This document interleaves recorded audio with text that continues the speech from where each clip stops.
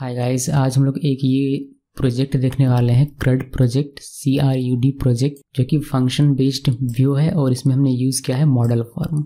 इसलिए मैंने ये यहाँ पर लिख दिया हुआ कि क्या क्या यूज़ हुआ है, ताकि आपको एक ओवरऑल आइडिया मिल जाए कि इसमें हम लोग क्या क्या यूज़ कर रहे हैं। देखिए, फॉर्म आप फॉर्म API का यूज़ करके भी बना सकते हैं, बट यहाँ मैंने फॉर्म API यूज़ नहीं किया है, मैंने यहाँ यूज़ किया है मॉडल फॉर्म। CRUD का मतलब क्या होता है? क्रिएट, रीड, अपडेट और डिलीट। ये ऑपरेशंस हम लोग यहाँ पर देखने वाले। छोटा सा हमारा प्रोजेक्ट है।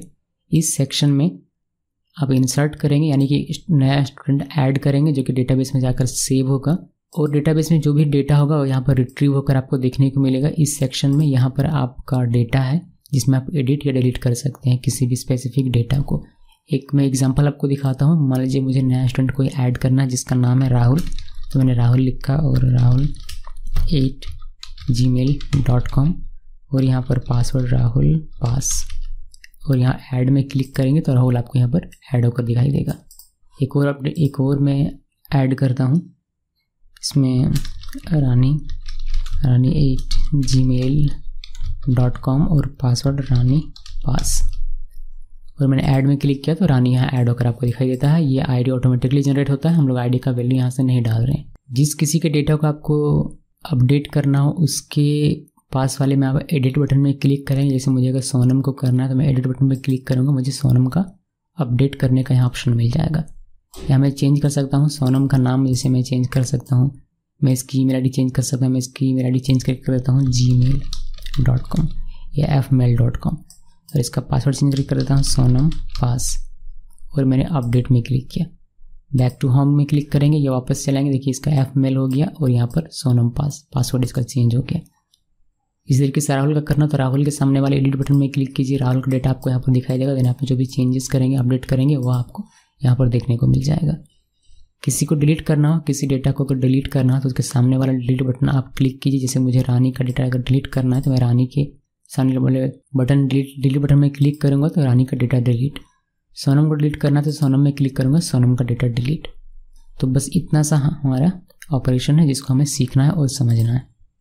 कुछ बातें जो आप अभी सुन लीजिए, ताकि आपको ऐसा ना लगे कि पूरा वीडियो देख लिया फिर हमें ये हमारे किसी काम का नहीं।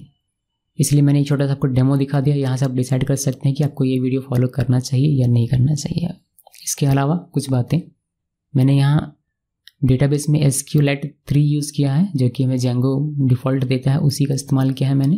प्लस जो चीज़ें मैंने यहाँ यूज़ की है मैंने यहाँ लिख दिया है। फंक्शन बेस्ड व्यू होगा हमारा, मॉडल फॉर्म होगा, और ये हमारा प्रोजेक्ट है CRUD प्रोजेक्ट। अब कोडिंग आपको अलग अलग तरीके से देखने को मिल सकता है अलग अलग जगहों पर। यहाँ मैंने कोशिश किया है कि जो कोड सबसे ईजी तरीके से समझ में आ सके उसको मैंने यहाँ पर लिखा हुआ। लेकिन यही एक तरीका नहीं है इस प्रोजेक्ट को बनाने का, और भी कई तरीके हो सकते हैं। जैसे एक मैथ को सॉल्व करने का एक तरीका नहीं होता, बल्कि अलग अलग तरीके होते हैं अलग अलग लोगों के। उसी तरीके से हर एक वेब एप्लीकेशन को बनाने का अलग अलग तरीका हो सकता है, अलग अलग पर्सन की सोच और समझ के हिसाब से, या फिर उस वक्त के हिसाब से। अभी हमारा वक्त कहता है कि हमें ईजिली बनाना है, जो हमें आसानी से समझ में आ जाए। कोड भले थोड़ा सा लंबा हो जाए चलेगा, बट हमें समझ में आना चाहिए। तो ये हमारी ज़रूरत है, इसीलिए मैंने इसको उस तरीके से बनाया हुआ है। तो ये हम लोग प्रोजेक्ट चलिए देखते हैं कि ये किस तरीके से हम लोग क्रिएट करेंगे। अभी तक जो भी Django में हमने पढ़ा है उसी को ध्यान में रख कर मैंने बनाया, यानी कि कुछ भी आपको ऐसा नहीं मिलेगा जो कि आपने पढ़ा ना हो। सब कुछ आपने पढ़ा है और आप इसको ईजिली बना सकते हैं, बस मैं आपको तरीका बता दे रहा हूँ। VS कोड मैंने ओपन किया, एक प्रोजेक्ट हम लोग क्रिएट करेंगे। प्रोजेक्ट का नाम हम लोग रखेंगे CRUD प्रोजेक्ट 1। तो प्रोजेक्ट क्रिएट करते हैं, लिखते हैं Django एडमिन स्टार्ट प्रोजेक्ट, और प्रोजेक्ट का नाम CRUD प्रोजेक्ट 1 लिखा, एंटर प्रेस किया और हमारा प्रोजेक्ट यहाँ पर क्रिएट हो गया। इसके अंदर हम लोग एक एप्लीकेशन बनाएंगे। CD पहले इसके अंदर चलते हैं और यहाँ एक एप्लीकेशन बनाएंगे। एप्लीकेशन बनाने के लिए हम लिखेंगे python manage.py start app enrol, और ये हमारा एप्लीकेशन भी बन गया। पूरा स्ट्रक्चर पहले हमें सोच लेना अपने दिमाग में कि कौन सा फाइल होगा, क्या होगा, और एक रफ आइडिया आपके पास होना चाहिए कोई प्रोजेक्ट बनाने से पहले पेन और पेपर में। तो रफ आइडिया मेरे पास है, मैंने पेन पेपर में पहले से तैयार कर लिया। इसमें हम लोग यूज़ करेंगे HTML, CSS, बूटस्ट्रैप और Django तो रहेगा ही। तो मुझे बूटस्ट्रैप यूज़ करना है, यानी कि मेरा स्टैटिक फाइल इसमें रहेगा। तो मुझे अपनी एप्लीकेशन के अंदर एक फ़ोल्डर बनाना है स्टैटिक नाम का। स्टैटिक फोल्डर के अंदर हम लोग एक फ़ोल्डर बनाएंगे इनरोल, और इनरोल फोल्डर के अंदर एक हम लोग फोल्डर बनाएंगे CSS। इस CSS के अलावा इनरोल के अंदर एक और फोल्डर बनाएंगे जो कि होगा JS का, यानी कि जावास्क्रिप्ट रखेंगे। तो हमने स्टैटिक के अंदर बनाया इनरोल, इनरोल के अंदर हमने बनाया CSS और जावास्क्रिप्ट, जिसमें हम लोग बूटस्ट्रैप की सारे एसेट्स रखेंगे। इसके बाद हमें बनाना है क्या, टेम्पलेट फाइल्स। तो टेम्पलेट फाइल्स बनाने के लिए इनरोल के अंदर एक फ़ोल्डर बनाना है टेम्पलेट्स नाम का, और इसके अंदर एक इनरोल नाम का फ़ोल्डर, और इस इनरोल के अंदर हमें बनाना है फाइल। एक फाइल तो हमारा बेस फाइल रहेगा, base.html, जिसमें हम लोग को जो हमारा कॉमन कोड रहेगा उसको रखेंगे, और बाकी जो एक्सटेंड होता जाएगा उसको हम लोग बनाएंगे जैसे वैसे वैसे क्रिएट करते जाएंगे। अभी हमें ज़रूरत है, अभी हम लोग व्यू वगैरह में काम करें उससे पहले हमें ज़रूरत है बूटस्ट्रैप को यहाँ पर डालने की, ताकि हम उसको यूज़ कर सकें। तो बूटस्ट्रैप हमें डाउनलोड करना पड़ेगा। तो वेब पेज कोई भी ओपन कीजिए, गूगल में सर्च कीजिए बूटस्ट्रैप लिख कर, पहला साइट आपको मिल जाएगा getbootstrap.com, उस पर जाइए और ऑफिशियल साइट में जाना है, डाउनलोड्स में क्लिक करना है, और यहाँ पर आपको मिल जाएगा सोर्स में, डाउनलोड सोर्स नहीं, इसमें आपको मिल जाएगा आई थिंक यहाँ पर डाउनलोड में क्लिक करते हैं, देखते हैं क्या क्या मिलता है। तो ये जिप हमारा डाउनलोड हुआ, इसको हम लोग एक्सट्रैक्ट कर लेंगे राइट क्लिक करके, पहले इसको एक्सट्रैक्ट करते हैं। एक्सट्रैक्ट किया मैंने तो यहाँ पर मुझे ये मिल गया। ओके, इसको हम लोग ओपन करते हैं इस फोल्डर को। इस फोल्डर के अंदर देखिए ये एक फ़ोल्डर है, इस फोल्डर के अंदर CSS नाम का एक फ़ोल्डर। यहाँ से हमें सिर्फ चाहिए क्या, इसमें हमें चाहिए bootstrap min.css, इसको कर दिया मैंने डिलीट। ये सिर्फ हमें ये वाला फाइल चाहिए, bootstrap.min CSS फाइल है ये चाहिए। तो हमें एक ये रखना है CSS में, और JS में मुझे चाहिए bootstrap.min.js ये वाला फाइल। बाकी इतना फाइल हम लोग डिलीट कर देंगे। ये मैंने डिलीट कर दिया, ये भी मैंने डिलीट कर दिया। दो फाइल्स, ये पहला जो फाइल है हमारा ये वाला मुझे अपने CSS में लेकर जाना है, यानी कि यहाँ से मैं इसको कट कर दूंगा। और मेरा जो प्रोजेक्ट है C drive Django code CRUD of project, यहाँ पर इनरोल के अंदर स्टैटिक फोल्डर हमने बनाया था, इनरोल के अंदर यहाँ CSS, यहाँ पर बस इसको पेस्ट कर देना है। इस तरीके से बैक चले आते हैं, क्योंकि JS भी हमें चाहिए। तो हम लोग अपने यहाँ पर हमारा जो है, यहाँ हमारा JS में जो था इसको हम लोग कट करते हैं, और Django कोड फिर से इनरोल स्टैटिक और JS में आकर सबको इसको पेस्ट कर देना है। ओके, तो ये दो चीज़ें हमने कैप्चर कर ली। अभी देखते हैं कि और क्या ये कह रहा है कि और क्या क्या हमें चाहिए होगा। तो इसमें हमें क्या क्या नहीं मिला, this does not include documentation, source file or any optional JavaScript dependency like jQuery or popper.js। वैसे तो हमें इनकी आवश्यकता नहीं है, मगर फिर भी सेफ साइड में रहने के लिए jQuery और popper.js हम लोग इसमें डाल देंगे। तो कहाँ से मिलेगा हमें jQuery और popper.js? popper.js आपको यहाँ नीचे मिल जाएगा। देखिए कोई एक लिंक होगा popper.js लिखा हुआ, यहाँ नहीं है, देखिए यहाँ पर है।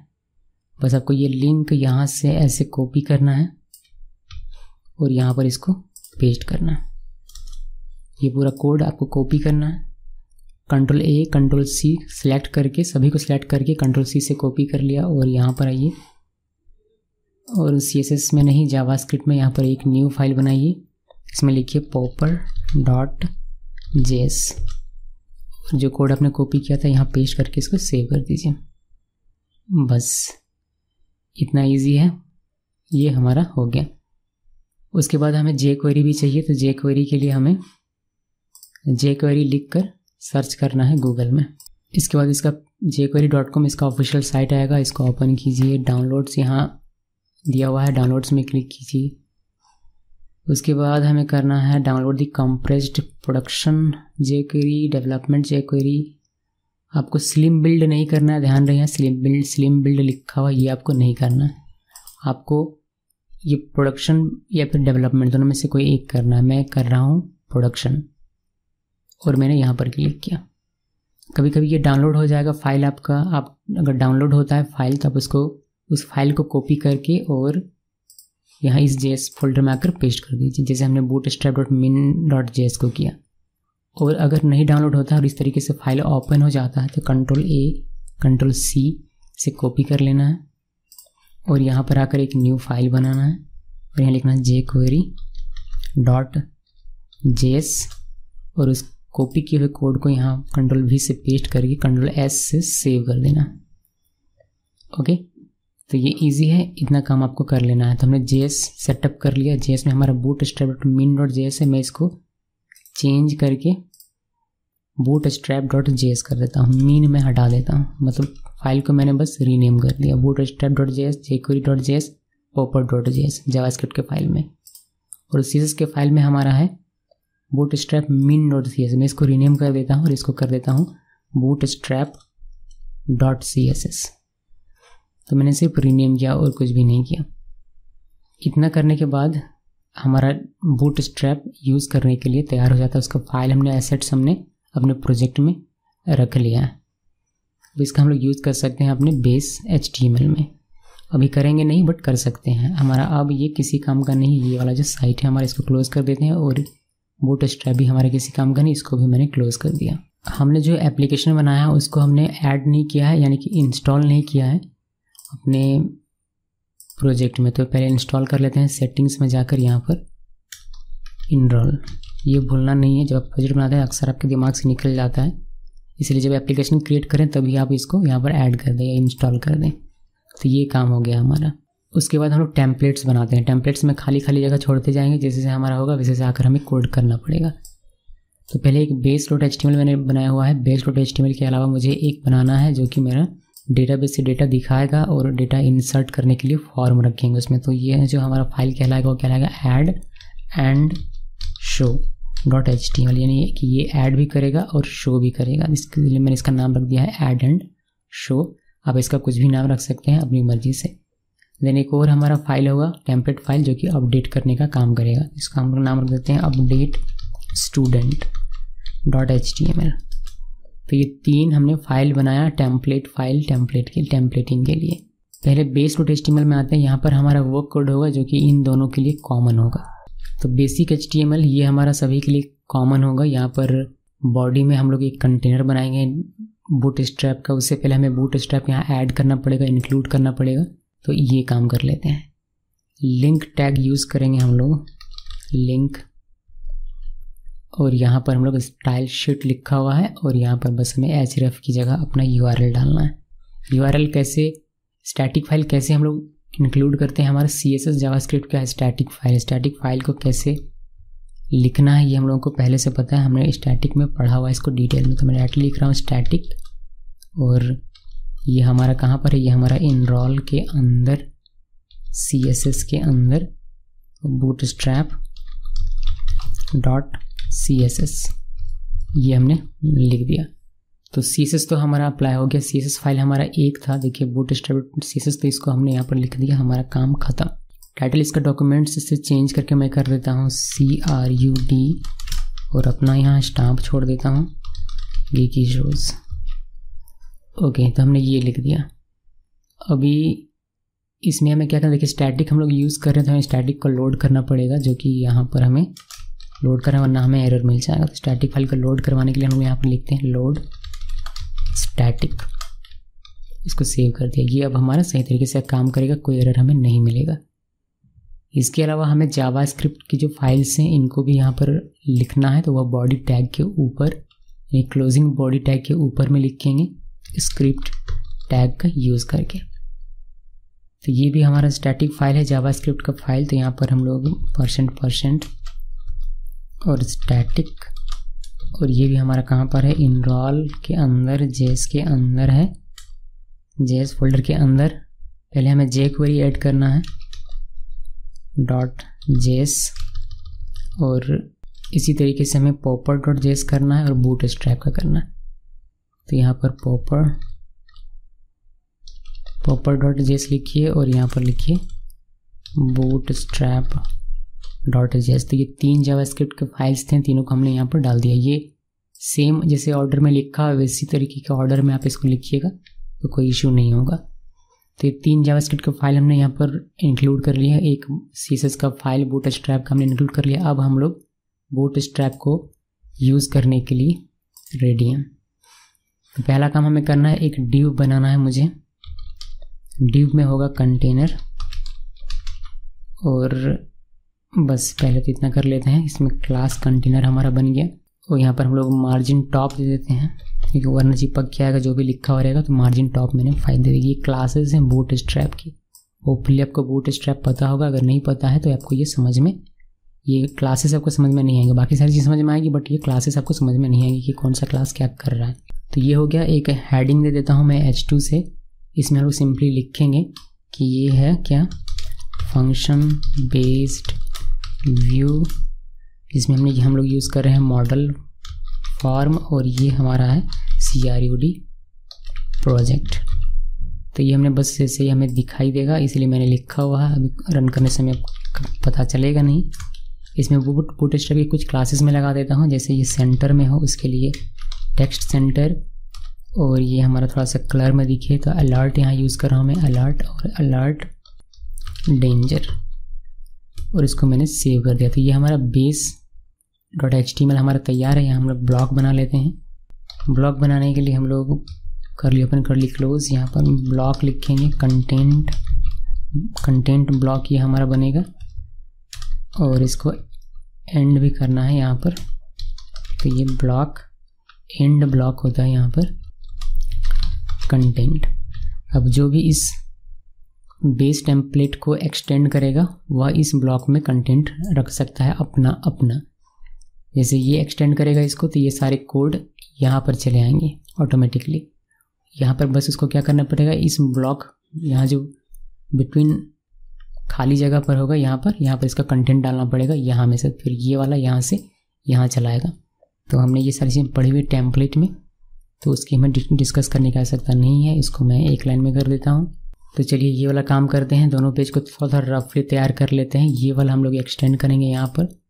तो यहाँ लिखेंगे हम लोग % एक्सटेंड्स, क्या एक्सटेंड करना है हमें एक्सटेंड करना है इनरोल से base.html को।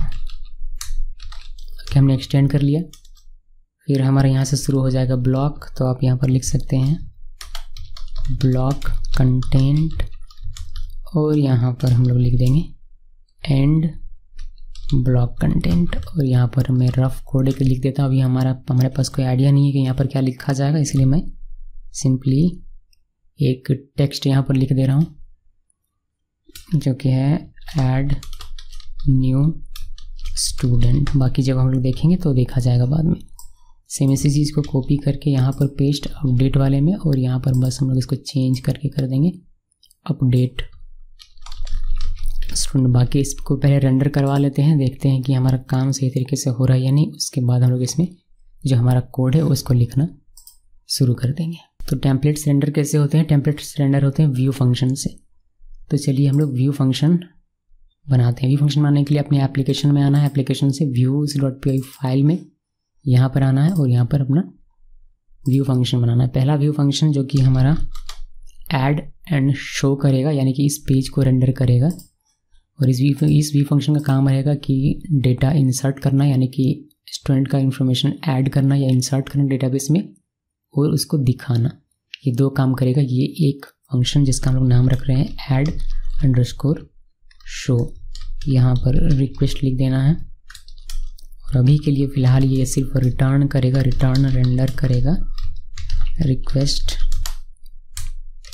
और यहाँ पर इनरोल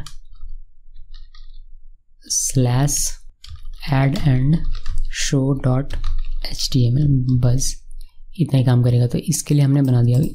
ये व्यू फंक्शन हमारा कॉल हो, इसके लिए हमें क्या करना पड़ेगा, URL लिखना पड़ेगा। और ये जो पेज है हमारा होम पेज बनेगा, इसलिए इसका URL मैं लिख रहा हूँ यहाँ पर इनर प्रोजेक्ट फोल्डर के अंदर। कहाँ गया हमारा इनर प्रोजेक्ट फोल्डर, ये वाला। यहाँ urls.py फाइल में यहाँ पर आना है, और यहाँ पर सिंपली मुझे पहले तो इसको इंपोर्ट करना है from enroll import views. Import कर लिया, उसके बाद सिंपली इसको ये होम पर खुलेगा, तो इसमें इसको ब्लैंक रखना। ब्लैंक रखने के बाद सिंपली इसमें हम लोग views.add शो, ये वाला रहेगा हमारा व्यू फंक्शन। इसका एक नाम दे देता हूँ मैं ऐड एंड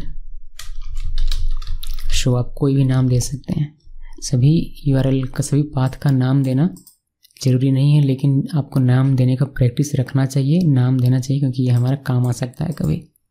तो ये नाम दे दिया हमने, नेम दे दिया, बस इतना कर दिया। अभी हम लोग इसको रन करके ज़रा सा देख लेते हैं कि इसमें जब हम लोग होम में क्लिक करेंगे तो ये फंक्शन हमारा कॉल होना चाहिए, जिससे ये व्यू फंक्शन हमारा चलेगा जो रेंडर करेगा हमारे इस पेज को, इस टेम्पलेट फाइल को, जिसमें हमें दिखना चाहिए ऐड न्यू स्टूडेंट। तो इतना हमारा काम कर रहा है या नहीं कर रहा, पहले इतना देख लेते हैं।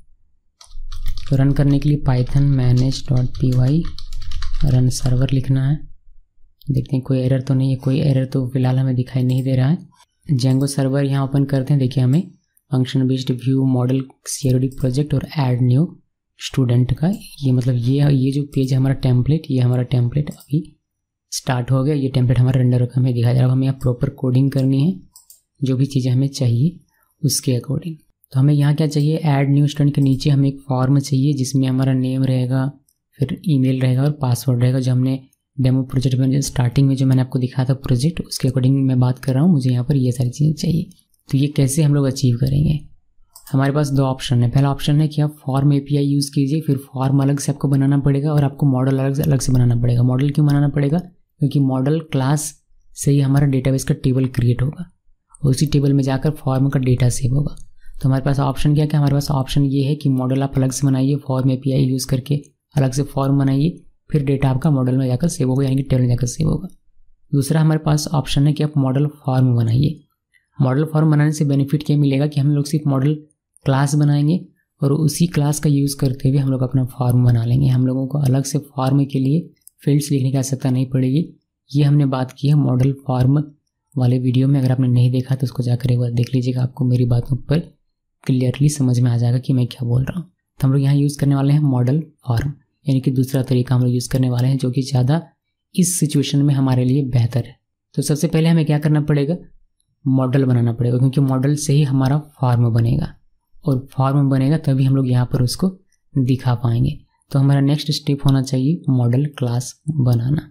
मॉडल क्लास बनाने के लिए हमें क्या करना है, हमें models.py फाइल ओपन करना है और यहाँ पर क्लास बनाना शुरू करना है। मॉडल क्लास बनाने के लिए मैं लिख रहा हूँ क्लास कीवर्ड, देन इस क्लास का नाम आप कुछ भी रख सकते हैं, मैंने यूज़र रखा, और ये इनहेरिट करेगा मॉडल्स से मॉडल क्लास को। इनहेरिट करके ये अपना मॉडल क्लास बना रहा है। इसमें पहला फील्ड हम लोग रखेंगे नेम इक्वल, इसमें मॉडल्स डॉट, इसका फील्ड टाइप रखेंगे कैर फील्ड, और इसका मैक्स लेंथ हम लोग दे देंगे 70, या फिर आपको जितनी मर्जी उतनी आप रख सकते हैं। इस तरीके से ईमेल के लिए और पासवर्ड के लिए हम लोग बनाएंगे। यहाँ नेम की जगह पर मैं लिख देता हूँ सेकंड फील्ड में ईमेल, और इसका हम लोग जो फील्ड टाइप होगा वह हम लोग ईमेल फील्ड रखेंगे, कैर फील्ड नहीं। इसका मैक्स लेंथ हम लोग 100 कर देते हैं। आप 70 भी रख सकते हैं, बट ईमेल कभी कभी ज़्यादा कैरेक्टर का होता है, इसलिए इसका मैक्स लेंथ मैंने चेंज कर दिया। थर्ड फील्ड हमारा पासवर्ड का होगा, तो आपको यहाँ पासवर्ड लिख देना है, और मॉडल्स कैर फील्ड मैक्स लेंथ, और यहाँ पर 100 इसका भी मैंने कर दिया। नाम छोटा हो सकता है इसलिए मैंने 70 लेंथ दिया हुआ, आप चाहें तो इससे ज़्यादा दे सकते हैं। मैक्स लेंथ का मतलब ये होता है कि मैक्स टू मैक्स इतना इसमें आ सकता है कैरेक्टर, इससे ज़्यादा लेंथ का आपका इसमें फील्ड में नहीं लेगा, ये हमने लिखा हुआ है। तो ये हमारा मॉडल क्लास बन गया। मॉडल क्लास बनता है तो हमें क्या करना पड़ता है, मॉडल क्लास सिर्फ बनाने से हमारा टेबल नहीं बनता है। मॉडल क्लास बनाने के बाद आपको मेक माइग्रेशंस और माइग्रेट कमांड रन करना पड़ता है। मेक माइग्रेशंस करने से मॉडल क्लास से हमारा एसक्यूएल क्वेरी जनरेट हो जाता है, लेकिन इस क्वेरी को एग्जीक्यूट करवाने के लिए हम लोग माइग्रेट कमांड को रन करते हैं। तो ये दो चीज़ें हमें अभी करने की आवश्यकता है, करेंगे। लेकिन उससे पहले इस मॉडल क्लास को हम लोग रजिस्टर कर लेते हैं एडमिन में, जिससे कि हम लोग एडमिन एप्लीकेशन में इसको देख पाए। ये ज़रूरी नहीं है हमारे इस प्रोजेक्ट के लिए, मगर फिर भी मैं आपको दिखाना चाहता हूँ कि एडमिन पैनल में, एडमिन एप्लीकेशन में आप किस तरीके से क्रॉस वेरीफाई करेंगे डेटा को। तो हमें ये रजिस्टर करना है अपने admin.py फाइल में। यहाँ पर क्यों रजिस्टर करना है, ताकि हम लोग एडमिन एप्लीकेशन से इससे जो टेबल बनेगा उसको एक्सेस कर पाएंगे। तो रजिस्टर करते हैं। रजिस्टर करने के लिए आपको लिखना है, पहले आपको इंपोर्ट कर लेना अपने मॉडल क्लास को। तो फ्रॉम मॉडल्स इंपोर्ट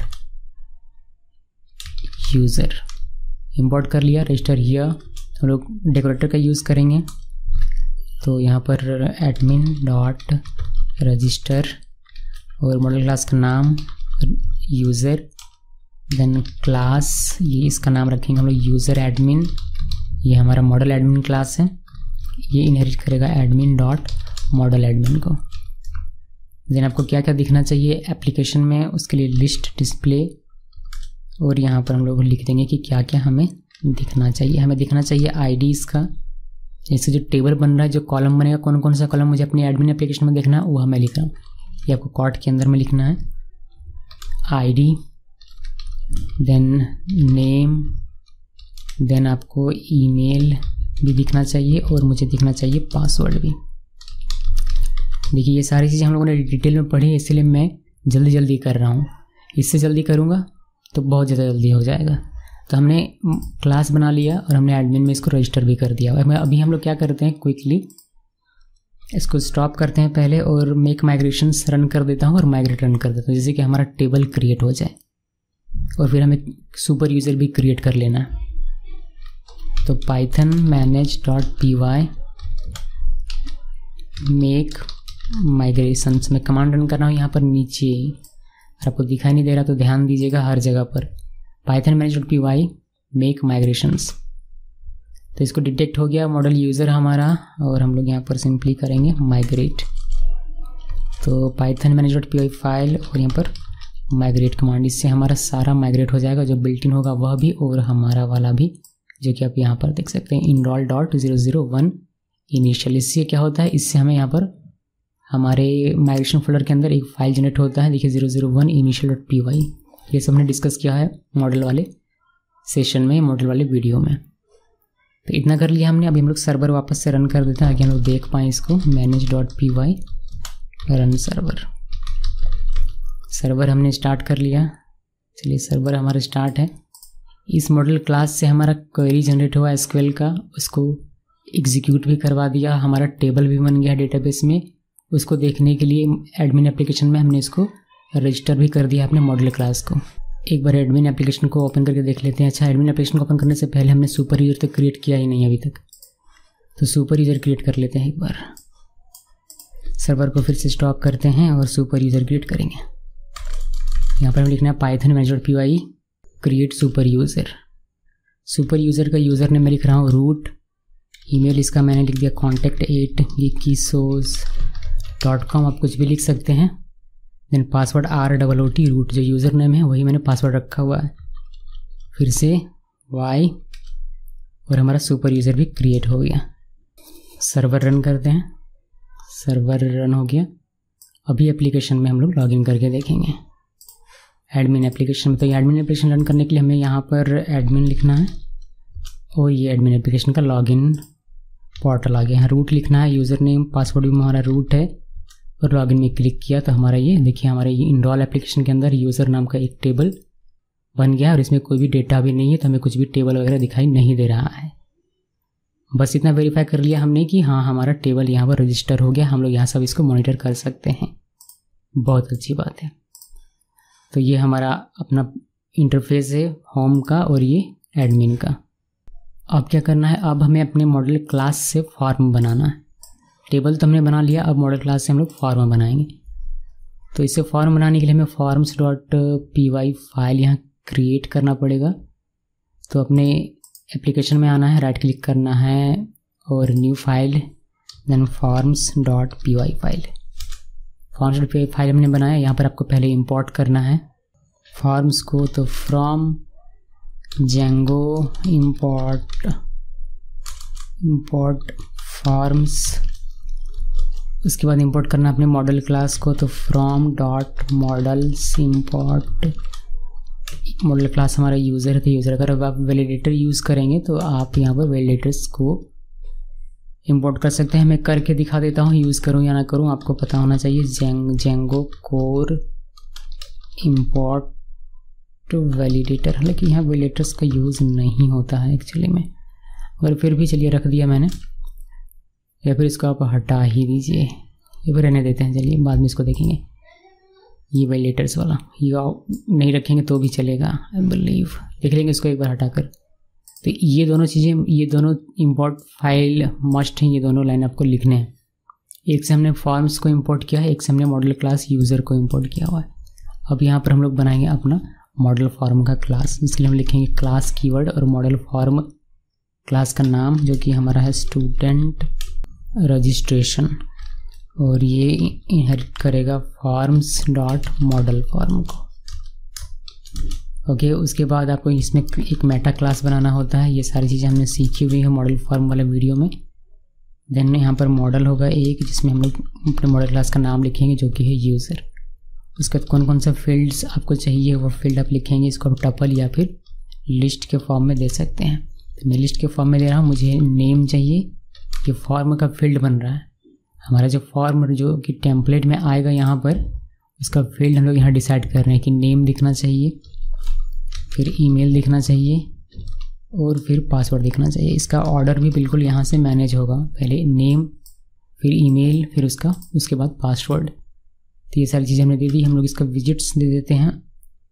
अगर अभी इतना सिर्फ करूँ और इसको सेव कर दूँ मैं, तो ये हमारा बन गया है फॉर्म। अब बस इसे हमें क्या करना है, इसे हमें यूज़ करना है।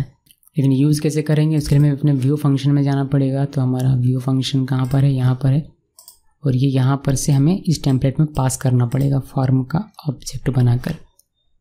तो कैसे बनेगा जी, ये बनेगा हमारा कुछ इस तरीके से। अगर हमारा रिक्वेस्ट पोस्ट के थ्रू आता है, ये हमने पहले भी पढ़ा हुआ है जी। अगर इसका मेथड इक्वल पोस्ट होता है, पोस्ट कैपिटल में लिखिएगा हर जगह पर, स्मॉल में लिखेंगे तो भी चलेगा, बट गुड प्रैक्टिस इसको कैपिटल में लिखिए और हर जगह कैपिटल में लिखिए। तो if post dot method equal, सिर्फ हमने एक बार इक्वल लिखा हुआ, बोल रहा हूँ 2 बार और लिख रहा हूँ 1 बार, अजीब बात है। तो इक्वल अगर ये हमारा पोस्ट मेथड में आता है तो उस केस में हम लोग इसका एक ऑब्जेक्ट बनाएंगे जिसका मैंने नाम रखा है FM, और ये ऑब्जेक्ट बनेगा किसका, स्टूडेंट। ओके, हमने यहाँ पर इंपोर्ट नहीं किया है इसको, पहले तो इंपोर्ट कर लेता हूँ मैं। From dot forms import student registration. अब यहाँ पर ये हमारा ऑटोमेटिक चलाएगा। Student registration request dot post. Okay, इतना लिख लिया हमने, और इसको हम लोग कर सकते हैं यहाँ पर से कुछ भी नहीं, बस इतना ही अभी रखता हूँ मैं। अगर ये पोस्ट से आता है तो ये वाला होगा, अगर ये गेट से आएगा, यानी कि अगर एल्स पार्ट में आएगा, जब गेट में आएगा तो ये एल्स में चला जाएगा। तो सिंपली इसका क्या करना है, हमें यही कॉपी करना है जी। कॉपी करके और यहाँ पर पेस्ट कर दीजिए, बट ये रिक्वेस्ट पोस्ट का डेटा लेकर नहीं आएगा, ये सिंपली एक ब्लैंक फॉर्म जनरेट करेगा। ये सारी चीज़ें हमने पढ़ी हुई है फॉर्म API में और मॉडल फॉर्म में भी। तो ये हमें सिंपल सा कर देना, और इसको हम लोग रेंडर करवा देंगे। तो एल्स में ही ये रेंडर होगा, यहाँ पर हमें इसको बस पास कर देना डिक्शनरी के फॉर्म के साथ। तो फॉर्म की बनेगा और यहाँ पर हमारा चलाएगा FM। इसको मैंने सेव कर दिया। ये हमारा फॉर्म जो है, यहाँ का की हमारे इस वाले में वेरिएबल बनेगा। तो यहाँ फॉर्म टैग सबसे पहले हमें लिखना पड़ेगा, जो कि पोस्ट से बनाना है हमें। एक्शन में कुछ भी नहीं लिखना है, सेम जगह पर ये हमारा पोस्ट, इसको आप कैपिटल में कर सकते हैं। और यहाँ पर आपको सिंपल लिखना है फॉर्म एज P, ये वाला। और हमें CSRF टोकन यहाँ पर देना पड़ेगा, वरना हमारा पोपट हो जाएगा। एक बटन मैं भी बना देता हूँ फॉर्म टैग के अंदर में। इनपुट टाइप इसका हमें देना है सबमिट बटन होगा तो सबमिट लिख दिया। इसका क्लास बूटस्ट्रैप का दे देता हूँ मैं, जैसे BTN सक्सेस, और इसका वैल्यू हम लोग दे देंगे जी ऐड, या फिर सबमिट दे सकते हैं, ऐड दे देते हैं। ऐड ही हमने देखा हुआ है। इसको ऐसे इंडेंट कर देता हूँ, ये फॉर्म के अंदर का मटेरियल है। बस इतना करना है, देखते हैं कि फॉर्म हमारा दिखता है या नहीं दिखता। सेव कर लिया है मैंने इसको। सेव करने के बाद सिंपली इसको मैं रीलोड करना है। ओके, तो हमें यहाँ पर मिल गया जी एरर। ये कह रहा है कि WSA request object has no method. ये क्या लिख दिया है मैंने, लाइन नंबर 5 views.py फाइल में। यहाँ पर देखिए हमने स्पेल मिस्टेक किया है, मेथड लिख दिया है, जबकि ये मेथड है। ओके, अभी इसको रीलोड करते हैं और ये हमारा फॉर्म यहाँ पर चला है, लेकिन ये बूटस्ट्रैप वाला फॉर्म नहीं है। आप देख सकते हैं कि ये नॉर्मल HTML का फॉर्म हमें दिखाई दे रहा है। ऐसा क्यों? ऐसा इसीलिए क्योंकि हमने अभी इस फॉर्म में बूटस्ट्रैप की क्लासेस नहीं ऐड की। अगर आप बूटस्ट्रैप में जाकर देखेंगे, ये बूटस्ट्रैप की साइट मैंने ओपन की हुई है। इसका हम लोग चलते हैं डॉक्यूमेंटेशन में और यहाँ पर हम लोग फॉर्म लिख कर सर्च करेंगे तो फॉर्म हमारा देखिए ओपन होता है। यहाँ पर देखिए इसमें कुछ क्लासेस जैसे फॉर्म ग्रुप क्लास है, इसको अगर छोड़ भी दें तो इनपुट में हमारा फॉर्म कंट्रोल ये क्लास होना चाहिए, तभी ये हमारा इनपुट फील्ड जो हो बूटस्ट्रैप की तरह यानी कि इस तरीके से हमें दिखाई देगा ब्यूटीफुल सा। तो हमें ये क्लास ऐड करना है अपने हर एक इनपुट फील्ड में, जो कि हम लोग करेंगे अभी। तो चलिए इसको करते हैं। तो क्या मैंने नीचे इसको कैसे करेंगे जी? इसको करने के लिए हमें जाना पड़ेगा कहाँ पर? मॉडल्स में नहीं, हमें जाना पड़ेगा फॉर्म्स में। यहाँ पर हम लोग विजिट्स का यूज़ करेंगे। विजिट्स ये लिखा मैंने विजिट्स, और ये डिक्शनरी, और पहला की हम लोग देंगे नेम, क्योंकि नेम में हमें क्लास ऐड करना है तो नेम, और ये हो जाएगा हमारा फॉर्म्स डॉट टेक्स्ट इनपुट, और यहाँ पर हम लोग ऐड करने के लिए लिखेंगे ATTRS curly open curly close, और क्लास पहला जिसका वैल्यू हमारा होगा फॉर्म बूटस्ट्रैप का क्लास में अब यहाँ लिख रहा हूँ फॉर्म कंट्रोल। ओके, एक दे दिया, कॉमा देना है, और दूसरे वाले के लिए तीसरे वाले के लिए। तो दूसरा वाला हमारा क्या है? दूसरा वाला हमारा है ईमेल। तो यहाँ ईमेल लिख देना है। फॉर्म इनपुट, ये टेक्स्ट इनपुट नहीं होगा बल्कि ये हो जाएगा हमारा ईमेल इनपुट। ATTRS क्लास इसमें भी हमारा सेम रहेगा। देन तीसरा हमारा है पासवर्ड। पासवर्ड फॉर्म, यहाँ हम लोग पासवर्ड इनपुट कर देते हैं। पासवर्ड इनपुट करने से क्या होगा? अभी यहाँ पर आप लिखेंगे तो ये आपको टेक्स्ट दिखाई दे रहा है, बट पासवर्ड इनपुट कर देने से हमें वहाँ डॉट डॉट दिखने लगेगा। तो पासवर्ड इनपुट, और इसमें भी क्लास हम लोग ऐड कर देंगे क्या? ये सेम बूटस्ट्रैप का क्लास। इसको सेव किया, सेव करने के बाद इसको रीलोड कीजिए। देखिए अभी हमारा फॉर्म जो है बढ़िया तरीके से हो गया है, बट इतने बड़े में हमें नहीं चाहिए, इसको हमें 2-3 कॉलम में चाहिए। तो मैं इसको छोटा कर दूंगा, हाँ इतना काट दूंगा इसको, और इसमें थोड़ा सा स्टाइल डाल देते हैं जो हमने डेमो प्रोजेक्ट में देखा था उसके अकॉर्डिंग इसको करते हैं। उसके लिए हमें जाना पड़ेगा हमारी इस फाइल में। अपडेट वाला भी क्लोज कर देता हूँ, उसका भी कोई काम नहीं है।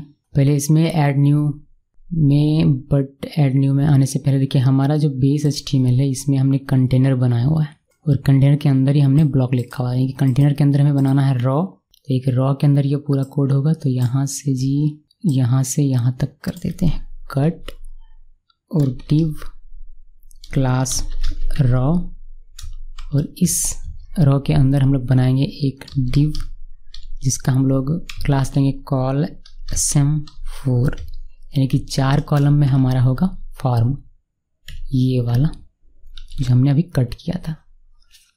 ओके, इसको इंडेंट कर देता हूँ, लीजिए हो गया। अब हमारा ये स्कोर में अभी सेव करूँ और इसको हम लोग अगर रिफ्रेश करते हैं तो ये हमारे यहाँ इतने दूर में आएगा, और इधर हम लोग बाकी जो हमारा इस साइड में जगह बचता है इधर हम लोग क्या करेंगे, अपना जो डेटा है उसको डिस्प्ले करने का, नहीं कि शो इंस्टेंट इन्फॉर्मेशन का, इधर हम लोग बाकी का काम करेंगे। तो जरा और थोड़ा इसको खूबसूरत बनाते हैं। इसमें कुछ क्लासेस ऐड करता हूँ मैं। पहली चीज़ ये है कि इसको हम लोग टेक्स्ट सेंटर कर देते हैं। टेक्स्ट सेंटर कर दिया, और इसमें अलर्ट इन्फो, बस इतना कर दिया। और हमें फॉर्म में एक्शन में मेथड हमने लिख ही दिया है, CSRF टोकन हमने लिख दिया है, फॉर्म एज P है, इनपुट में हमने सब कुछ ठीक तरीके से कर दिया हुआ। फॉर्म हमारा तैयार है जी। इसको अगर हम लोग रिफ्रेश करें तो अभी हमें इस तरीके से दिखाई जानी, लेकिन ये फ्रंट एंड तैयार हुआ। अभी ये डेटाबेस में डेटा सेव नहीं होगा, सिर्फ फॉर्म दिख रहा है। अगर मैं यहाँ कुछ भी लिख दूँ तो ये हमारा डेटाबेस में जाकर सेव नहीं होगा, क्योंकि डेटाबेस में सेव करने का कोड भी हमने इसे ऐड में क्लिक किया, और यहाँ अगर हम लोग डेटाबेस देखने की कोशिश करेंगे तो ये डेटाबेस यहाँ अभी तक आया नहीं है, ये सिर्फ फॉर्म हमारा बना हुआ है। तो डेटाबेस में ये डेटा हमारा डेटाबेस में यानी कि इस टेबल में आकर यहाँ पर इंसर्ट होना चाहिए। उसके लिए हम लोग कोड करेंगे अब, जिसके लिए हमें जाना है व्यू फंक्शन में। जब ये गेट रिक्वेस्ट में आएगा तब हमें कोई कोड नहीं लिखना है, ये हमारा ब्लैंक फॉर्म जनरेट होगा और ये रेंडर कर देगा। जब ये पोस्ट रिक्वेस्ट में आएगा। पोस्ट रिक्वेस्ट में कब आएगा? जब हमारा फॉर्म में डेटा यहाँ फिल होगा और सब ऐड में क्लिक करेंगे। ऐड में जब आप क्लिक करेंगे तो हम लोगों ने यहाँ पर पोस्ट रिक्वेस्ट लिखा हुआ, ये फॉर्म सबमिट होगा कब? ऐड इस बटन के क्लिक होने पर, तो पोस्ट रिक्वेस्ट सेंड होगा। उस केस में हमें डेटा अपना सेव करके रख लेना है। तो कैसे करना है जी? ये हमने ऑब्जेक्ट बना के रखा हुआ है। पहले तो फॉर्म को वैलिडेट कर लीजिए। तो इफ़ fm.is वैलिड, अगर हमारा फॉर्म वैलिड है तो आगे बढ़ाओ, और आगे बढ़ा के हम लोग क्या करेंगे, जो डेटा हमारा है वो सिंपली हम लोग एक एक वेरिएबल में रख लेंगे। देखिए डायरेक्ट अगर हम लोग चाहें तो हम लोग डायरेक्टली यहाँ fm.save इस तरीके करके सेव कर सकते हैं। ये भी एक सही तरीका है जिसका आप यूज़ कर सकते हैं, कोई इशू नहीं होगा। मैं आपको करके दिखा देता हूँ। इतना हमने किया, इसको हम लोग सेव करते हैं। सेव करने के बाद कोई एरर नहीं है, इसको रिफ्रेश करते हैं। अभी देखिए हमारा यहाँ डेटा कुछ भी नहीं है, ये खाली है। एक बार और में करके जाकर दिखा, देखिए खाली है। अभी हम लोग इसमें डेटा रखेंगे। देखिए ये हमारा डेटा अब सेव हो जाएगा। सिर्फ हमने यहाँ पर वैलिडेट किया फॉर्म को और फॉर्म ऑब्जेक्ट का यूज़ करके मैंने सेव मेथड को कॉल कर दिया। बस इतना ही करना होता है, हमारा डेटा सेव हो जाएगा। डेटा फिलअप करते हैं, एक बार और रिफ्रेश कर लेता हूँ। नेम लिखते हैं यहाँ पर रोहन, और रोहन की ईमेल आईडी rohan@geekysauce.com, या फिर छोटा सा लिखते हैं यार geeky.com, और रोहन का पासवर्ड रोहन पास, और ऐड में किया क्लिक। और यहाँ आइए इसमें होम में यूज़र में, और देखिए हमारा रोहन का डेटा हमारे डेटाबेस में आकर सेव हो गया। ये तरीका है, शॉर्ट तरीका है। जब आपको सारा डेटा सेव करना हो, यानी कि जितने फील्ड्स हैं सभी का डेटा डेटाबेस में सेव करना हो, तो ये शॉर्ट मेथड है जो आपको काम आ सकता है। लेकिन इसके अलावा हमारे पास एक और तरीका जिसमें हम लोग एक एक पर्टिकुलर क्लीन्ड डेटा लेकर डेटाबेस में सेव करते हैं, जिसके लिए हम लोग ऑब्जेक्ट बनाते हैं अपने मॉडल क्लास का। तो वह तरीका भी सही है और उसका भी यूज़ आप कर सकते हैं। कैसे करना है उसके लिए हम लोग पहले form.models को इंपोर्ट करते हैं, मॉडल क्लास को जो कि है यूज़र। इंपोर्ट कर लिया, ये एज इट इज़ रहेगा। फॉर्म को वैलिडेट कर लेना है। वैलिडेट करने के बाद हमें एक एक फॉर्म का डेटा, क्लीन्ड डेटा एक वेरिएबल में रखना है। तो नेम देखिए कैसे क्लीन डेटा जो हम लोग यहाँ पर लिख रहे हैं, जैसे मैंने नाम लिखा हुआ है रोहन, तो ये हमें गेट करना है, एक्सेस करना है। एक्सेस करने के लिए हम लोग यहाँ पर लिखते हैं क्या, फॉर्म ऑब्जेक्ट से क्लीन्ड डेटा और नाम, फील्ड का नाम हमने लिख दिया नेम। तो नेम में जो भी आएगा वह हमें इसमें इसके थ्रू एक्सेस हम लोग उसको करते हैं। उसको हम लोग एक वेरिएबल में रख लेते हैं जो कि हमारा हो गया नेम नाम का वेरिएबल। उसी तरीके से ईमेल के लिए और पासवर्ड के लिए यहाँ पर आपको ईमेल लिख देना है और यहाँ पर आपको पासवर्ड लिख देना है, और इनका वेरिएबल नेम चेंज कर देते हैं। यहाँ पर EM और यहाँ पर PW। ओके, तो जो भी नेम में आएगा वह यहाँ से NM में चला आएगा, जो भी ईमेल में आएगा वह यहाँ से EM में, और जो भी पासवर्ड में आएगा वह PW में। ये भी तरीका सही है और बेहतर है। देन आपको एक ऑब्जेक्ट बनाना पड़ेगा अपने मॉडल क्लास का। तो यूज़र और नेम इक्वल NM लिख देना है। नेम वाले फील्ड में जाकर NM में जो होगा वह आपका सेव हो जाएगा, यानी कि डेटाबेस में जाकर ये सेव हो जाएगा। देन दूसरा ईमेल के लिए EM, देन पासवर्ड के लिए PW। देन हम लोग इसको सिंपली सेव कर देंगे, और सेव करने के लिए हम लोग FM यहाँ यूज़ नहीं करेंगे, बल्कि हम लोग मॉडल क्लास का ऑब्जेक्ट REG यूज़ करेंगे। तो ये भी एक सही तरीका है। ओके, तो 2 तरीके मैंने आपको यहाँ पर बता दिए। मैंने शायद पहले नहीं बताया हो तो मैंने यहाँ पर क्लियर कर दिया। इतना करने के बाद हम लोग इसको करेंगे रिफ्रेश और देखेंगे कि ये वाले तरीके से हमारा डेटा सेव होता है या नहीं। अभी के लिए हमारे पास डेटा है सिर्फ एक रोहन का। अभी एक और डेटा इसमें डालते हैं सोनम का।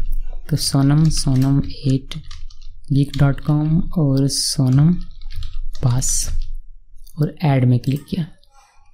देखते हैं रिफ्रेश करके सोनम का डेटा हमारा यहाँ चलाता है। आईडी नंबर 2 में सोनम का डेटा अच्छे तरीके से सेव हो गया। इसमें अगर किसी फील्ड को मैं चाहता हूँ कि सेव ना हो तो मैं उसको यहाँ पर मेंशन नहीं करूँगा। फॉर एग्जांपल मैं अगर इसको ना लिखूँ, मुझे पासवर्ड सेव नहीं करना है, तो मैं इसको यहाँ नहीं लिखूँगा और इसको यहाँ पर नहीं लिखूँगा, बस इतना ही लिखूँगा। इसको मैंने सेव किया। सेव करने के बाद फॉर्म में तो मुझे यहाँ पर पूरा का पूरा दिखाई देगा, बट यहाँ पर मेरा पासवर्ड डेटाबेस में जाकर सेव नहीं होगा। तो नेम में लिखता हूँ यहाँ पर rohit8geek.com और पासवर्ड मैं यहाँ तो लिख रहा हूँ रोहित पास। ऐड में जैसे ही क्लिक करता हूँ तो ये यहाँ कोई एरर नहीं मिलता, बट आप यहाँ पर जाकर देखेंगे तो यहाँ पर आपको सिर्फ रोहित का नाम मिलेगा, रोहित की ईमेल आईडी, और पासवर्ड इसका सेट नहीं होगा। तो ये तरीका अगर आप किसी फील्ड को ब्लैंक रखना चाहते हैं और बस यहाँ पर आपको दिखाना है तो ये वाला प्रोसीजर आप फॉलो करेंगे, ये इस तरीके से क्लिक लेकर, और ना आप डायरेक्टली सेव, जब हमने कुछ देर पहले देखा कि 2 लाइन करने से ही हमारा सेव हो जाता है, तो आप फॉलो कर सकते हैं। बट ये वाला हमारा ज़्यादा बेहतर है कि एक एक को पकड़िए क्लीन डेटा को, यानी क्लीन डेटा को आप सेव कीजिए।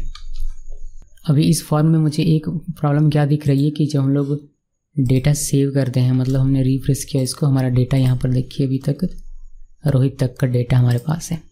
जब मैं यहाँ डेटा लिखता हूँ, एक डेटा में लिख रहा हूँ रानी8gmail.com और पासवर्ड में लिखता हूँ रानी पास, और मैंने ऐड में क्लिक किया तो ये डेटा हमारा यहाँ पर आकर सेव हो जाएगा, तीनों ही इस बार, क्योंकि हमने सबका लिखा हुआ था। लेकिन ये जो है अभी भी डेटा यहाँ पर है। अगर मैं चाहता हूँ कि ऐड में क्लिक करने के बाद डेटा हमारा सेव हो जाए और ये हमारा ब्लैंक हो जाए, तो इस केस में आप क्या कर सकते हैं, ब्लैंक फॉर्म यहाँ पर वापस से सेव होने के बाद इसको पॉपुलेट करवा दीजिए ब्लैंक वाला। अभी क्या हो रहा है, अभी ये जो FM है ये FM में रेंडर हो जाता है फॉर्म में, जिसकी वजह से आपको डेटा वहाँ दिखाई दे देता है।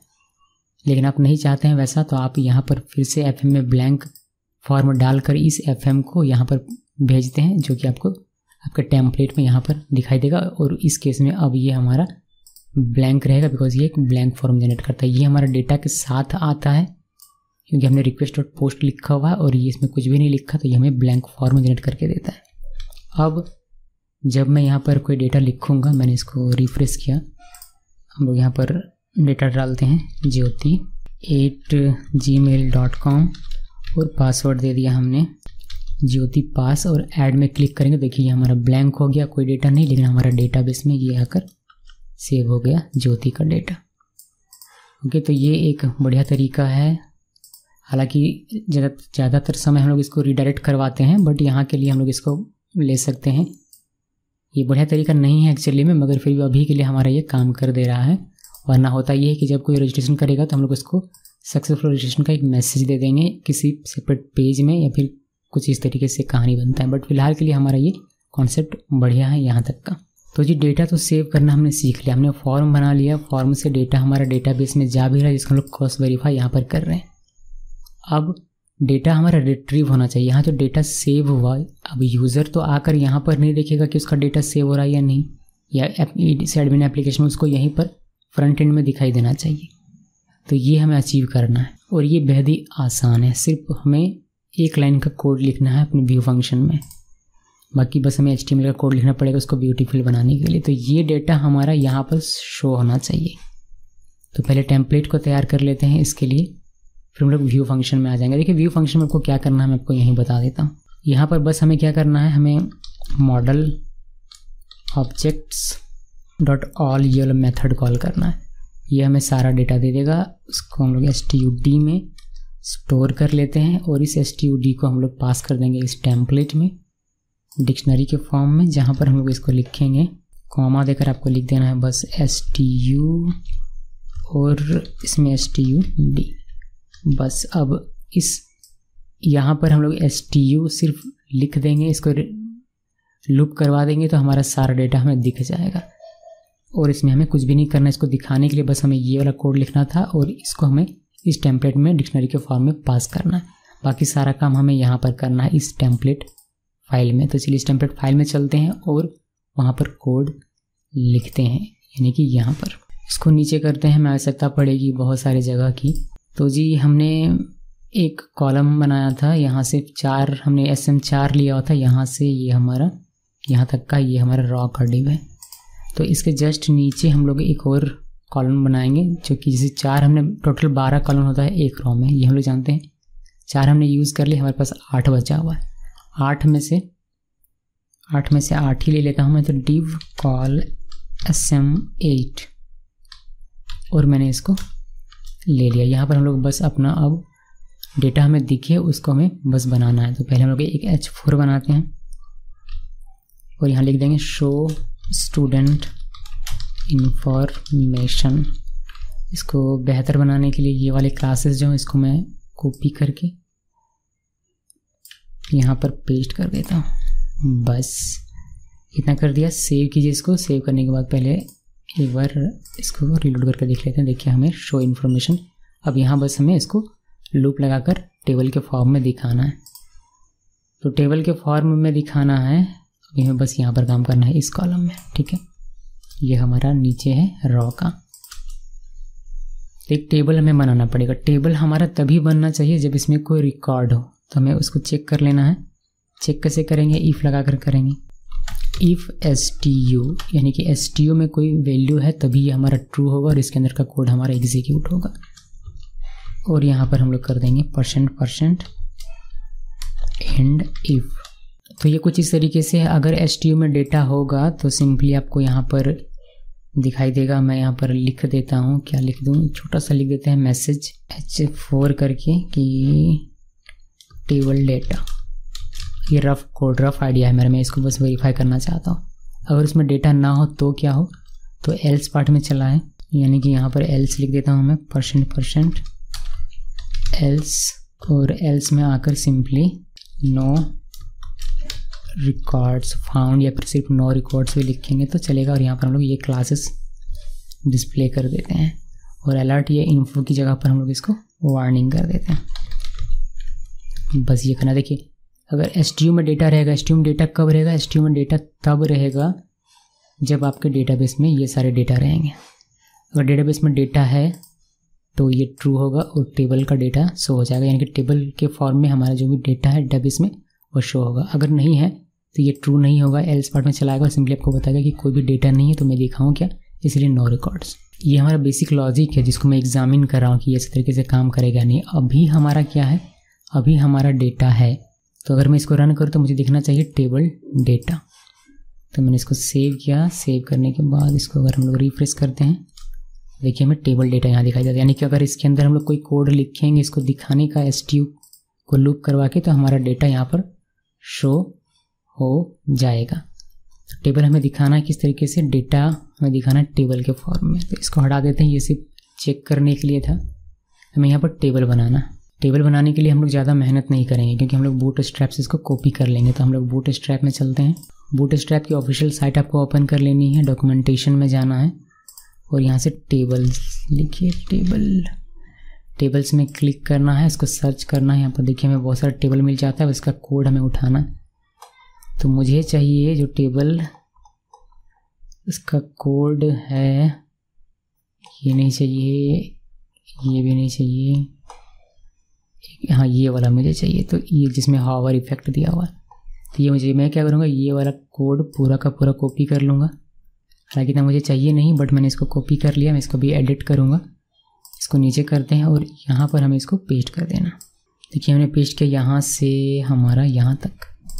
बस इसको टैब करके हम लोग इसको थोड़ा सा इंडेंट कर लेते हैं बेहतर तरीके से। चलिए बढ़िया। अभी इसमें हमें फॉर लूप लगाना है ताकि हम STU के अंदर के डेटा को बाहर निकाल सकें, इसको निचोड़ सकें। उससे पहले हमारा टेबल, हमें वाइल लूप किस में लगाना है, सिर्फ डेटा में। तो हमें कॉल एज इट इज़ चाहिए, बस इसका नाम चेंज करके हम लोग ID कर देंगे। ये फर्स्ट की जगह पर हमारा नेम हो जाएगा और यहाँ हो जाएगा हमारा एक ईमेल और यहाँ हो जाएगा हमारा पासवर्ड। Okay good. एक और हमें बनाना है बट उसके बारे में बाद में सोचेंगे। Table, table, table hover, table head, TR, TH, ये सारी टी हेड यहाँ बंद, यहाँ से टी बॉडी शुरू। ये टी बॉडी इतना हमें नहीं चाहिए। अगर मैं अभी आपको दिखाऊँ ये वाला, तो देखिए कि ये कैसे दिखता है। सेव किया, ये हमें डेटाबेस का डेटा नहीं दिखाएगा अभी, और इसको रिफ्रेश किया, देखिए ये हमारा डेटा इस तरीके से दिखाई दे रहा है। बट यहाँ पर हमें अपना डेटा शो करवाना है। ये तो हमने कर लिया, ठीक है, ID, name, email, password, but यहाँ पर हमारा अपना डेटा शो होना चाहिए जो कि यहाँ पर है। ये वाला यहाँ पर दिखना चाहिए। तो ये वाला डेटा कहाँ है हमारा, ये वाला डेटा हमारा है व्यू फंक्शन में, हमने पास किया है STU में, इसमें है। इससे हमें डेटा निकालना है और यहाँ पर बस रख देना है। तो हम लोग एक एक करके नहीं रखेंगे बल्कि लूप चला लेंगे। सिर्फ एक की आवश्यकता है, इतने की आवश्यकता नहीं है। तो लूप लगाना हमने बॉडी के अंदर, बिकॉज बॉडी के अंदर यहीं पर हमें डेटा भी रिट्रीव करवाना है। तो यहाँ पर मैं लूप लगा रहा हूँ। लूप लगाने के लिए हम लोग यूज़ करेंगे फॉर लूप का, फॉर इन का, फॉर st इन stu, यानी कि stu में से st में डालते जाओ, देन st का हम लोग डेटा निकालेंगे। तो यहाँ पर 1 की जगह पर id है हमारा, id मतलब यहाँ id है, तो यहाँ पर id का डेटा दिखना चाहिए। उसके लिए st.id लिख देंगे। ओके, उसके बाद td में हमारा दिखना चाहिए क्या, नेम। तो यहाँ पर हम लोग बस और मैंने यहाँ पर मिस कर दिया है, एक और कर्ली ओपन कर्ली क्लोज, st.नेम। उसी तरीके से मैं इसको कॉपी कर लेता हूँ और ये ईमेल के लिए हो जाएगा और ये हमारा हो जाएगा पासवर्ड के लिए। यहाँ चेंज कर देते हैं ईमेल और यहाँ चेंज कर देते हैं पासवर्ड। ये सब हमने देखा हुआ है छोटे छोटे पार्ट्स में, बस इतना करना है। और हमें ये फॉर लूप बंद करना है। बंद कहाँ करना है हमें, इस टी बॉडी के अंदर हमने शुरू किया था, तो टी बॉडी ख़त्म होने से पहले इसको बंद कर देना है, यानी कि यहाँ पर। तो %% और यहाँ पर आपको लिखना है एंड फॉर। इसको सेव कीजिए। सेव करने के बाद इसको रिफ्रेश करेंगे। देखिए हमारा डेटा हमें शो होने लगा, बट हमें एडिट और डिलीट का बटन भी चाहिए यहाँ पर। तो यहाँ एक हम लोग नया डालते हैं एक्शन के लिए। ये हमारा एक्शन बनेगा, एक्शन। सेव किया इसको। सेव करने के बाद देखिए यहाँ पर हमने रिफ्रेश किया तो हमें एक्शन का यहाँ एक कॉलम मिल गया, बट यहाँ पर हमें बटन्स चाहिए। तो एक एक के लिए बटन तो बनाएंगे नहीं, सिंपली यहाँ पर एक हम लोग बनाएंगे TD और इस TD के अंदर बनाएंगे 2 बटन। पहला बटन होगा हमारा ए टैग के साथ हम लोग बना रहे हैं। ये पहला बटन हमारा अभी कुछ नहीं, इसको ऐसे रहने देते हैं। इसे क्लास देते हैं बूटस्ट्रैप का, ताकि ये बटन की तरह लगे, जिसके लिए हम लोग BTN वार्निंग। और ये बनेगा हमारा एडिट का बटन। बटन छोटा रहे इसलिए हम लोग BTN SM दे देते हैं। और इसी तरीके से एक डिलीट का बटन भी बनाएंगे। तो यहाँ पर बस हमें लिख देना है डिलीट और बाकी सारी चीज़ें यहाँ वार्निंग की जगह पर डेंजर कर देता हूँ, ताकि हमारा कलर जो है लाल कलर में आए। सेव किया, इसको सेव करने के बाद रिफ्रेश करेंगे। देखिए हमें बटन भी हमारा मिल गया। ओके जी, तो बटन मिल गया एडिट का भी डिलीट का भी। तो ये हो गया। अभी इन दोनों के बीच थोड़ा सा गैप अगर मुझे करना है तो मैं ऑफ सेट लगा देता हूँ 1 और कॉलन 1 कम कर देता हूँ, यानी कि यहाँ पर 7 कॉलन कर देता हूँ और 1 कॉलन ऑफ सेट कर देता हूँ। इसमें से ऑफ सेट 1, इससे क्या होगा, इससे हमारा थोड़ा सा दोनों के बीच में गैप हो जाएगा। देखिए इतना सा। ओके, तो ये बढ़िया हमारा लग रहा है। ये हमने डिज़ाइन कर लिया। हम लोग अभी डेटा अगर इसमें ऐड करेंगे तो डेटा भी हमारा ऐड होगा। ये डेटा ऐड करके दिखाता हूँ। del@gmail.com और del पास। देखिए यहाँ भी 6 नंबर में ये हमारा ऐड होकर हमें। ओके, हमारा यहाँ पर एक मिस्टेक है क्या, std रेफरेंस बिफोर असाइनमेंट। ये हमारा दिखा रहा है इनरोल views.py फाइल में ऐड लाइन नंबर 18। चलिए देखते हैं क्या प्रॉब्लम है।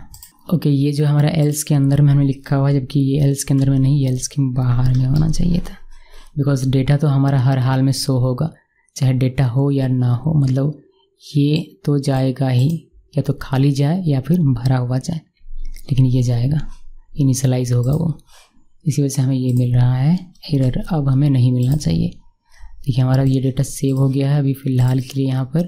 अभी आप कहेंगे डेटा हमारा सेव कैसे हुआ अगर हमारा एरर आया था। तो डेटा जब हम लोगों ने यहाँ ऐड में क्लिक किया था, हमारा पोस्ट वाला कोड एक्टिव हो गया, ये वाला, और ये चला और ये सेव हो गया। एरर हमारा यहाँ पर आया हुआ है। यहाँ तक का कोड तो हमारा चला। अब वो एरर नहीं आएगा अगर हम नया डेटा कोई डालेंगे, तो क्योंकि हमने एरर को फिक्स कर दिया हुआ है। तो नया एक डेटा डाल के दिखाता हूँ मैं। डेल की जगह पर हम लोग डालते हैं redmi और redmi8geek.com और redmi पास और ऐड में क्लिक किया। देखिए हमारा 7 नंबर में डेटा आ गया, कोई एरर नहीं है। और हमारा ये फॉर्म भी ब्लैंक हो जा रहा है ऐड होने के बाद। ये 7 डेटा हमने इंसर्ट कर लिया। और सेम इसको क्रॉस वेरीफाई कर सकते हैं आप यहाँ पर एडमिन पैनल में आकर। 7 डेटा आपको देखने को मिलेगा, 7 डेटा लास्ट में रेडमी। ओके, तो हमने एडिशन का काम कर लिया और रिट्रीव करने का काम भी कर लिया। हमारा 2 काम बाकी रह गया है, वह है एडिट करने का यानी कि अपडेट करने का और डिलीट करने का। पहले मैं आपको दिखाता हूँ डिलीट करने का, क्योंकि डिलीट करना ज़्यादा ईजी होता है अपडेट करने से।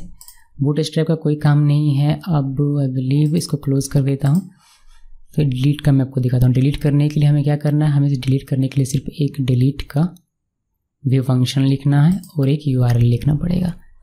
तो यहाँ पर ये जो हम लोगों ने देखा, ये जो फंक्शन है हमारा, इसमें मैं लिख देता हूँ comment this function will add new item and show all items. Okay, तो ये फंक्शन क्या करेगा वह मैंने लिख दिया।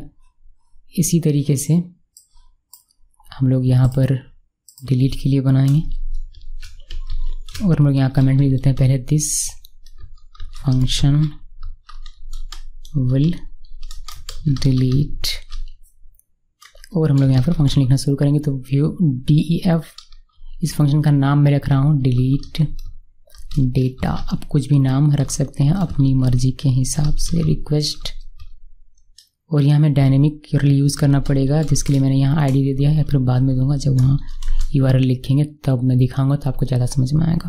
डिलीट जो हम लोग करेंगे वो हम लोग गेट के थ्रू कर सकते हैं, बट हम लोग फॉर्म बनाकर इसको पोस्ट के थ्रू करेंगे, क्योंकि पोस्ट के थ्रू डिलीट करना ज़्यादा सिक्योर माना जाता है। तो इसके लिए हमें क्या करना पड़ेगा, क्योंकि हम पोस्ट यूज़ कर रहे हैं, मतलब मेरे कहने का मतलब यह है कि हम लोग if request dot method equal post, ये वाला कर रहे हैं। यानी कि हमारा एक फॉर्म होगा जिसमें डिलीट में क्लिक करने पर वो फॉर्म सबमिट होगा और वो पोस्ट रिक्वेस्ट में आएगा, देन हम लोग डिलीट करेंगे। डिलीट करने के लिए हमें बस एक हमें बनाना है PI, या फिर आप कुछ भी लिख सकते हैं, यूज़र ऑब्जेक्ट डॉट ऑल कर देंगे तो सारा डेटा चलाएगा, बट हमें सारा डेटा नहीं चाहिए, सिर्फ एक डेटा चाहिए जो क्लिक होगा। तो यहाँ पर आपको लिखना है गेट, और यहाँ पर लिख देना है आपको PK इक्वल ID। PK मतलब प्राइमरी की ID कहाँ से आएगा, ID आएगा यहाँ पर पास होगा, कहाँ से, डायनेमिक URL से, जो हमने डायनेमिक URL में पढ़ा था वो। अभी कुछ देर में उसके लिए हम लोग लिखेंगे कोड। तो हमें PI में मिल जाएगा एक स्पेसिफिक डेटा, सिंपली PI को कर देना है हमें डिलीट फंक्शन का, डिलीट मेथड का यूज़ करके।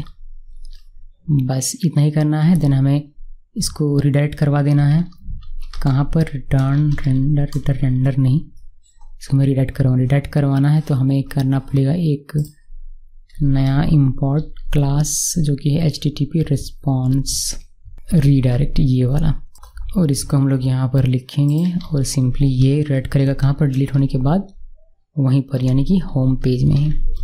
बस, तो होम पेज के लिए हमने ये लिख दिया, बस इतना ही लिखना है। ये डिलीट का कोड हमारा हो गया। अब इसके लिए हमें क्या करना है, इस फंक्शन को रन करने के लिए इसका URL हमें डिफाइन करना पड़ेगा। URL डिफाइन करने के लिए चलते हैं urls.py फाइल में, यहाँ पर तो डिलीट का हमें लिखना है जी। तो डिलीट का लिखते हैं यहाँ पर।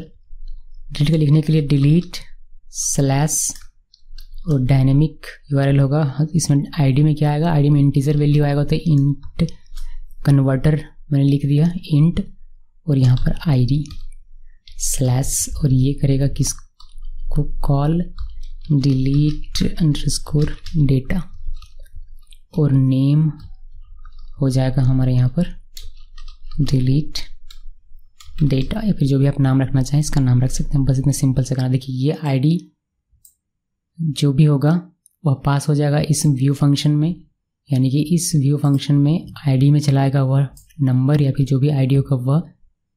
देन पोस्ट अगर रिक्वेस्ट आता है तो PK ID जो भी होगा उसका डेटा चलाएगा PI में, देन PI में वो डिलीट हो जाएगा और हमको ये रिडायरेक्ट कर देगा होम पेज में। सिंपल ईजी है। लेकिन इस ID के पास, यानी कि यहाँ इस ID के पास डेटा आएगा कैसे, इस ID के पास डेटा आएगा हमारा यहाँ से, इस वाले से। कैसे, तो इसको इस तरीके से न लिख कर हम लोग क्या करेंगे, इसमें इसको कट करता हूँ मैं, इसको हटाता हूँ और एक फॉर्म बनाएंगे। यहाँ पर फॉर्म पोस्ट रिक्वेस्ट में एक्शन सेम अभी यहीं पर रहने देते हैं, लेकिन ये इसका एक्शन हमें देना पड़ेगा, इसका URL हमारा अलग बनेगा, फिर कुछ देर में दिखाता हूँ। उससे पहले मैं अपना बना लेता हूँ सबमिट बटन। ये टाइप हमें यहाँ से बटन चेंज करके कर देना है सबमिट, और इसका वैल्यू हम देंगे डिलीट, और इसके कुछ क्लासेस दे देते हैं ताकि ये बटन जैसा लगे, वरना ये बटन जैसा लगेगा नहीं। तो बूटस्ट्रैप की कुछ क्लासेस जिसमें BTN डेंजर, ओके, जिसको मैंने सेव कर दिया। अभी मैं आपको सिंपली बस इतना दिखाता हूँ। अगर इसको रिफ्रेश करेंगे तो ये हमारा इस तरीके से दिखाई देगा। ये हमारा नीचे आ गया है। फॉर्म को हमें इनलाइन बनाना पड़ेगा। कहाँ गया फॉर्म का हमारा कोड? यहाँ पर फॉर्म को हमें इनलाइन बनाना है। इसमें एक क्लास ऐड करेंगे सिंपल सा बूटस्ट्रैप का, जिसको इनलाइन बनाने का डी डिस्प्ले इनलाइन। सेव कीजिए इसको। सेव करने के बाद इसको करते हैं यहाँ पर रिफ्रेश, और ये हमारा वापस से एक लाइन में सेम लाइन में आ जाएगा। तो बटन हमारा ऐसे का वैसे ही है, बट हमने अब यहाँ पर ए ना यूज़ करके फॉर्म यूज़ किया इसके लिए। जैसे ही यहाँ पर क्लिक होगा तो एक URL हमारा बनेगा। ये URL हमारा होगा एक्शन में, यहाँ पर जो हम लोग लिखेंगे। तो यहाँ पर हम लिखेंगे URL, और इसका नाम हम लोग दे देंगे डिलीट डेटा। ये वाला नाम हम लोग लिख रहे हैं यहाँ से, हमने यहाँ नाम दिया हुआ था डिलीट डेटा, और यहाँ पर ID हमें देना है st.id।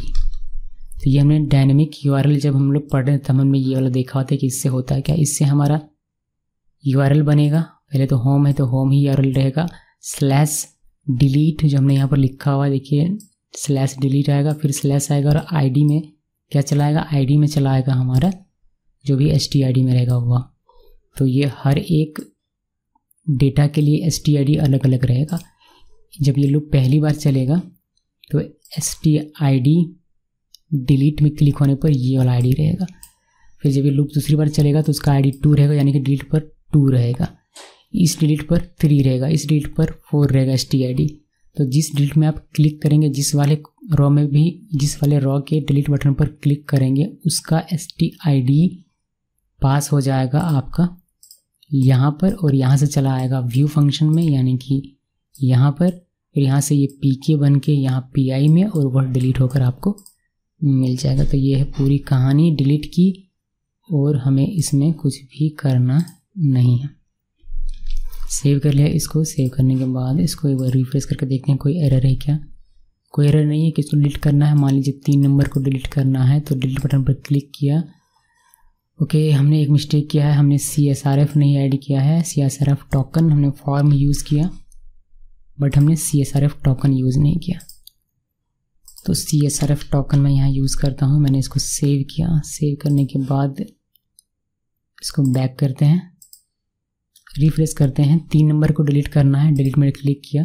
फिर से एरर है लाइन नंबर 25 में views.py फाइल में। यहाँ पर देखिए इस वाले फंक्शन में बिलीव views.py फाइल में 25 नंबर लाइन में चलते हैं, और यहाँ कोई इन्फॉर्मेशन हमें स्पेसिफिकली नहीं दिख रहा। तो देखते हैं कि व्यू के लाइन नंबर 25 में इसमें क्या हमें प्रॉब्लम हो रही है। तो यूज़र हमने इंपोर्ट किया हुआ है, यूज़र इंपोर्ट है। तो यूज़र में लिखा .objects, ऑब्जेक्ट नहीं होता, यहाँ ऑब्जेक्ट्स होता है। तो ये स्पेल मिस्टेक है हमारा। इसको अभी सेव किया। सेव करने के बाद वापस इसको रिफ्रेश करते हैं। अब उम्मीद है कि हमें कोई एरर ना मिले। डिलीट बटन पर क्लिक करते हैं और हमारा 3 नंबर का रिकॉर्ड डिलीट हो जाता है। आप क्रॉस वेरीफाई कर सकते हैं यहाँ से। एडमिन पैनल को रिफ्रेश करके देखिए 3 नंबर का डेटा हमारा 1 2 4 5 6 7 है। 3 नंबर हमारा डेटा नहीं है। आप किसी और को डिलीट करना चाहते हैं लाइक 7 नंबर को, तो 7 नंबर में क्लिक कीजिए। 7 नंबर का डेटा आपका डिलीट हो जाएगा। देखिए यहाँ पर रेडमी का डेटा हमारा डिलीट हो गया। तो डिलीट का हमारा ईजी सा कोड था, हमने देख लिया। अभी हमारा जो मोस्ट इंपॉर्टेंट है वह है अपडेट करने का, जो कि होना चाहिए एडिट बटन के क्लिक होने पर। अभी एडिट बटन के क्लिक होने पर कुछ भी हो नहीं रहा है। देखिए इसमें अपडेट में 2 चीज़ें हमें करनी पड़ती हैं। डेटा हमें रिट्रीव करवाना पड़ता है लेकिन स्पेसिफिक आईडी का, और फिर उसी स्पेसिफिक आईडी का डेटा हमें सेव करवाना पड़ता है। ये 2 काम हमें अपडेट में करवाना पड़ता है। तो अगर एडिट में कोई क्लिक करे तो एक फॉर्म हमारा पहले तो आए, और इस फॉर्म में उस आईडी का डेटा होना चाहिए। फिर उसमें एडिट करेगा और अपडेट में क्लिक करेगा तो वह हमारा फिर से जाकर अपडेट हो जाना चाहिए डेटाबेस में, टेबल में, जो हमें रिट्रीव होकर वापस से यहीं पर दिखाई देगा। तो हमें अपडेट वाले में ये 2 काम करना पड़ेगा जो कि व्यू फंक्शन में हमें करना है। और साथ में अब हमें काम करना पड़ेगा, इसमें हमें कुछ भी नहीं करना। मैं इसको क्लोज कर थोड़ा भीड़ कम करते हैं यहाँ से, ये भी कटिंग और ये भी कटिंग है। अब हमारा काम सिर्फ इसमें है और अपडेट इस फाइल में है, टेम्पलेट फाइल में। तो पहले क्या बनाते हैं, पहले हम लोग बनाएंगे अपडेट का व्यू फंक्शन। चलिए बनाते हैं और इसको एक बार रेंडर करवा लेते हैं। तो यहाँ पर बना रहा हूँ, डिलीट को मैंने नीचे कर दिया हुआ है और यहाँ पर हम लोग सिंपली लिखेंगे कि this function will update and edit, update और एडिट, और DEF फंक्शन का नाम आप कुछ भी रख सकते हैं। मैंने रख दिया अपडेट डेटा। और ये रिक्वेस्ट, यहाँ भी हमें डायनेमिक URL बनाना पड़ेगा क्योंकि स्पेसिफिक डेटा पर काम करना है, इसी वजह से। देन हम लोग इसमें पहले तो मैं आपको ये एक बार रेंडर करवा के दिखा देता हूँ कि इसमें रेंडर हमारा हो रहा है या नहीं। तो इसमें मैं रिटर्न रेंडर, और क्या रेंडर करवाना है, रिटर्न रेंडर हमें करवाना है जी। पहले तो यहाँ रिक्वेस्ट लिख दीजिए और यहाँ पर इनरोल क्या रेंडर करवाना है हमें रेंडर करवाना है अपडेट student.html, ये वाला करवाना है। अपडेट student.html, ये वाला हमें टेम्पलेट फाइल रेंडर करवाना है इसके कॉल होने पर। तो ये वाला हमारे URL में यहाँ पर लिखना पड़ेगा, बट ये डायनेमिक URL बनेगा हमारा। तो उसके लिए हम लोग क्या करेंगे, यहाँ से ये वाला मैं कॉपी कर लेता हूँ, यहाँ से कॉपी कर लिया। इतना मैं नहीं करना, अपडेट में सिर्फ आईडी हम लोग देंगे। अपडेट यहाँ लिखने का आवश्यकता नहीं है, वैसे आप लिख भी सकते हैं, बट सिर्फ आईडी रहेगा तो हमारा काम बन जाएगा। और यहाँ पर डिलीट की जगह पर हमें कर देना है, ये किसको करेगा, अपडेट को। एक स्पेसिफिक डेटा हमारा, एक स्पेसिफिक रॉ हमारा होगा अपडेट, इसीलिए हमें ये डायनेमिक यहाँ पर चाहिए और उसके अकॉर्डिंग ये रन करेगा। और यहाँ पर हमें ये चेंज करके कर देना है अपडेट डेटा। तो जो भी आईडी आएगा उसके अकॉर्डिंग अपडेट हमारा कॉल होगा और हमारा ये वाला टेम्पलेट रेंडर होगा, यानी कि व्यू फंक्शन हमारा रन करेगा। देन ये रेंडर करेगा इस फाइल को। और ये URL हमारा चलेगा कब, ये URL हिट कब होगा, ये URL हिट होगा हमारा यहाँ पर एडिट बटन में क्लिक होगा तब, यानी कि यहाँ href की जगह पर अब मुझे लिखना पड़ेगा %% URL। और यहाँ पर नाम हमने क्या लिखा हुआ है मुझे याद नहीं आ रहा यार, नाम हमने लिखा हुआ है अपडेट डेटा। तो इसमें वो मैं कर लेता हूँ कॉपी करके पेस्ट, और ये हमें एक यूनिक आईडी देगा जो कि होगा STID में, और इसको हमने सेव किया। इसमें क्लिक करेंगे तो ये URL बनेगा, साथ में ये आईडी भी जाएगा जो पहुँचेगा यहाँ पर, और उसके साथ ये वाला हमारा रेंडर होगा। और ये रेंडर करने का काम करेगा व्यू फंक्शन हमारा, कहाँ के ये रेंडर करने का काम करेगी ये टेम्पलेट फाइल। ये टेम्पलेट फाइल हमें रन होकर दिखाई देगा अपडेट स्टूडेंट। अब आप यहाँ पर इसका आईडी भी रख सकते हैं, बिकॉज आईडी हमारा आ रहा है, और इस आईडी को आप यहाँ पर पास भी कर सकते हैं। तो डेमो के लिए देख लेना है ID:ID, सेव कीजिए। ये आईडी इस टेम्पलेट के पास जाएगा। आप यहाँ पर वेरिफिकेशन के लिए आईडी लिख सकते हैं।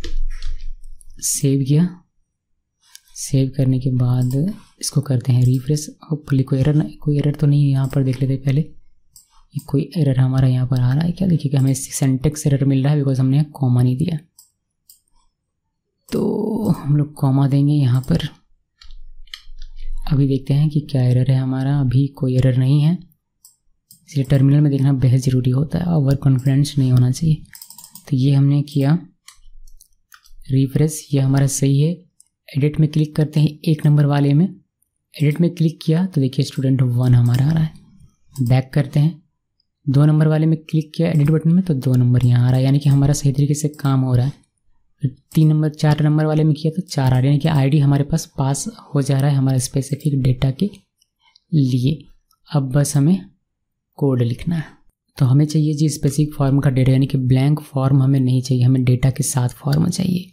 मैं सब काम एक साथ कर लेता हूँ, फिर आपको एक ही बार दिखा दूंगा। अब हम लोग चेक करेंगे कि अगर हमारा फॉर्म, अभी हमने फॉर्म बनाया हुआ नहीं है, इसमें कहीं आपको फॉर्म नहीं दिखाई दे रहा होगा, मतलब फॉर्म का कोड, अगर फिर भी मैं यहाँ कोड लिख रहा हूँ अपने दिमाग से सोच कर कि अगर हमारा वहाँ फॉर्म होता और अगर रिक्वेस्ट हमारा मेथड होता इक्वल इक्वल पोस्ट, तो क्या होता पोस्ट, तो उस केस में क्या होता हमारा, उस केस में एक स्पेसिफिक डेटा का हमें हमारे पास आता, उसी स्पेसिफिक डेटा में हमें डेटा डालना था। पहले हम लोग उसका ले लेंगे डेटा, मतलब उसका जो एक यूनिक आईडी होगा उसको ले लेंगे। तो उसको लेने के लिए user dot objects dot gate, और यहाँ पर हम लोग पी के इक्वल आईडी, यानी कि इस आईडी में जो भी आएगा, अगर 1 में क्लिक करेगा तो यहाँ 1 आएगा, वह पी के बनेगा, पी के 1, जिसका भी पी के 1 हो वह चला आएगा पी आई में।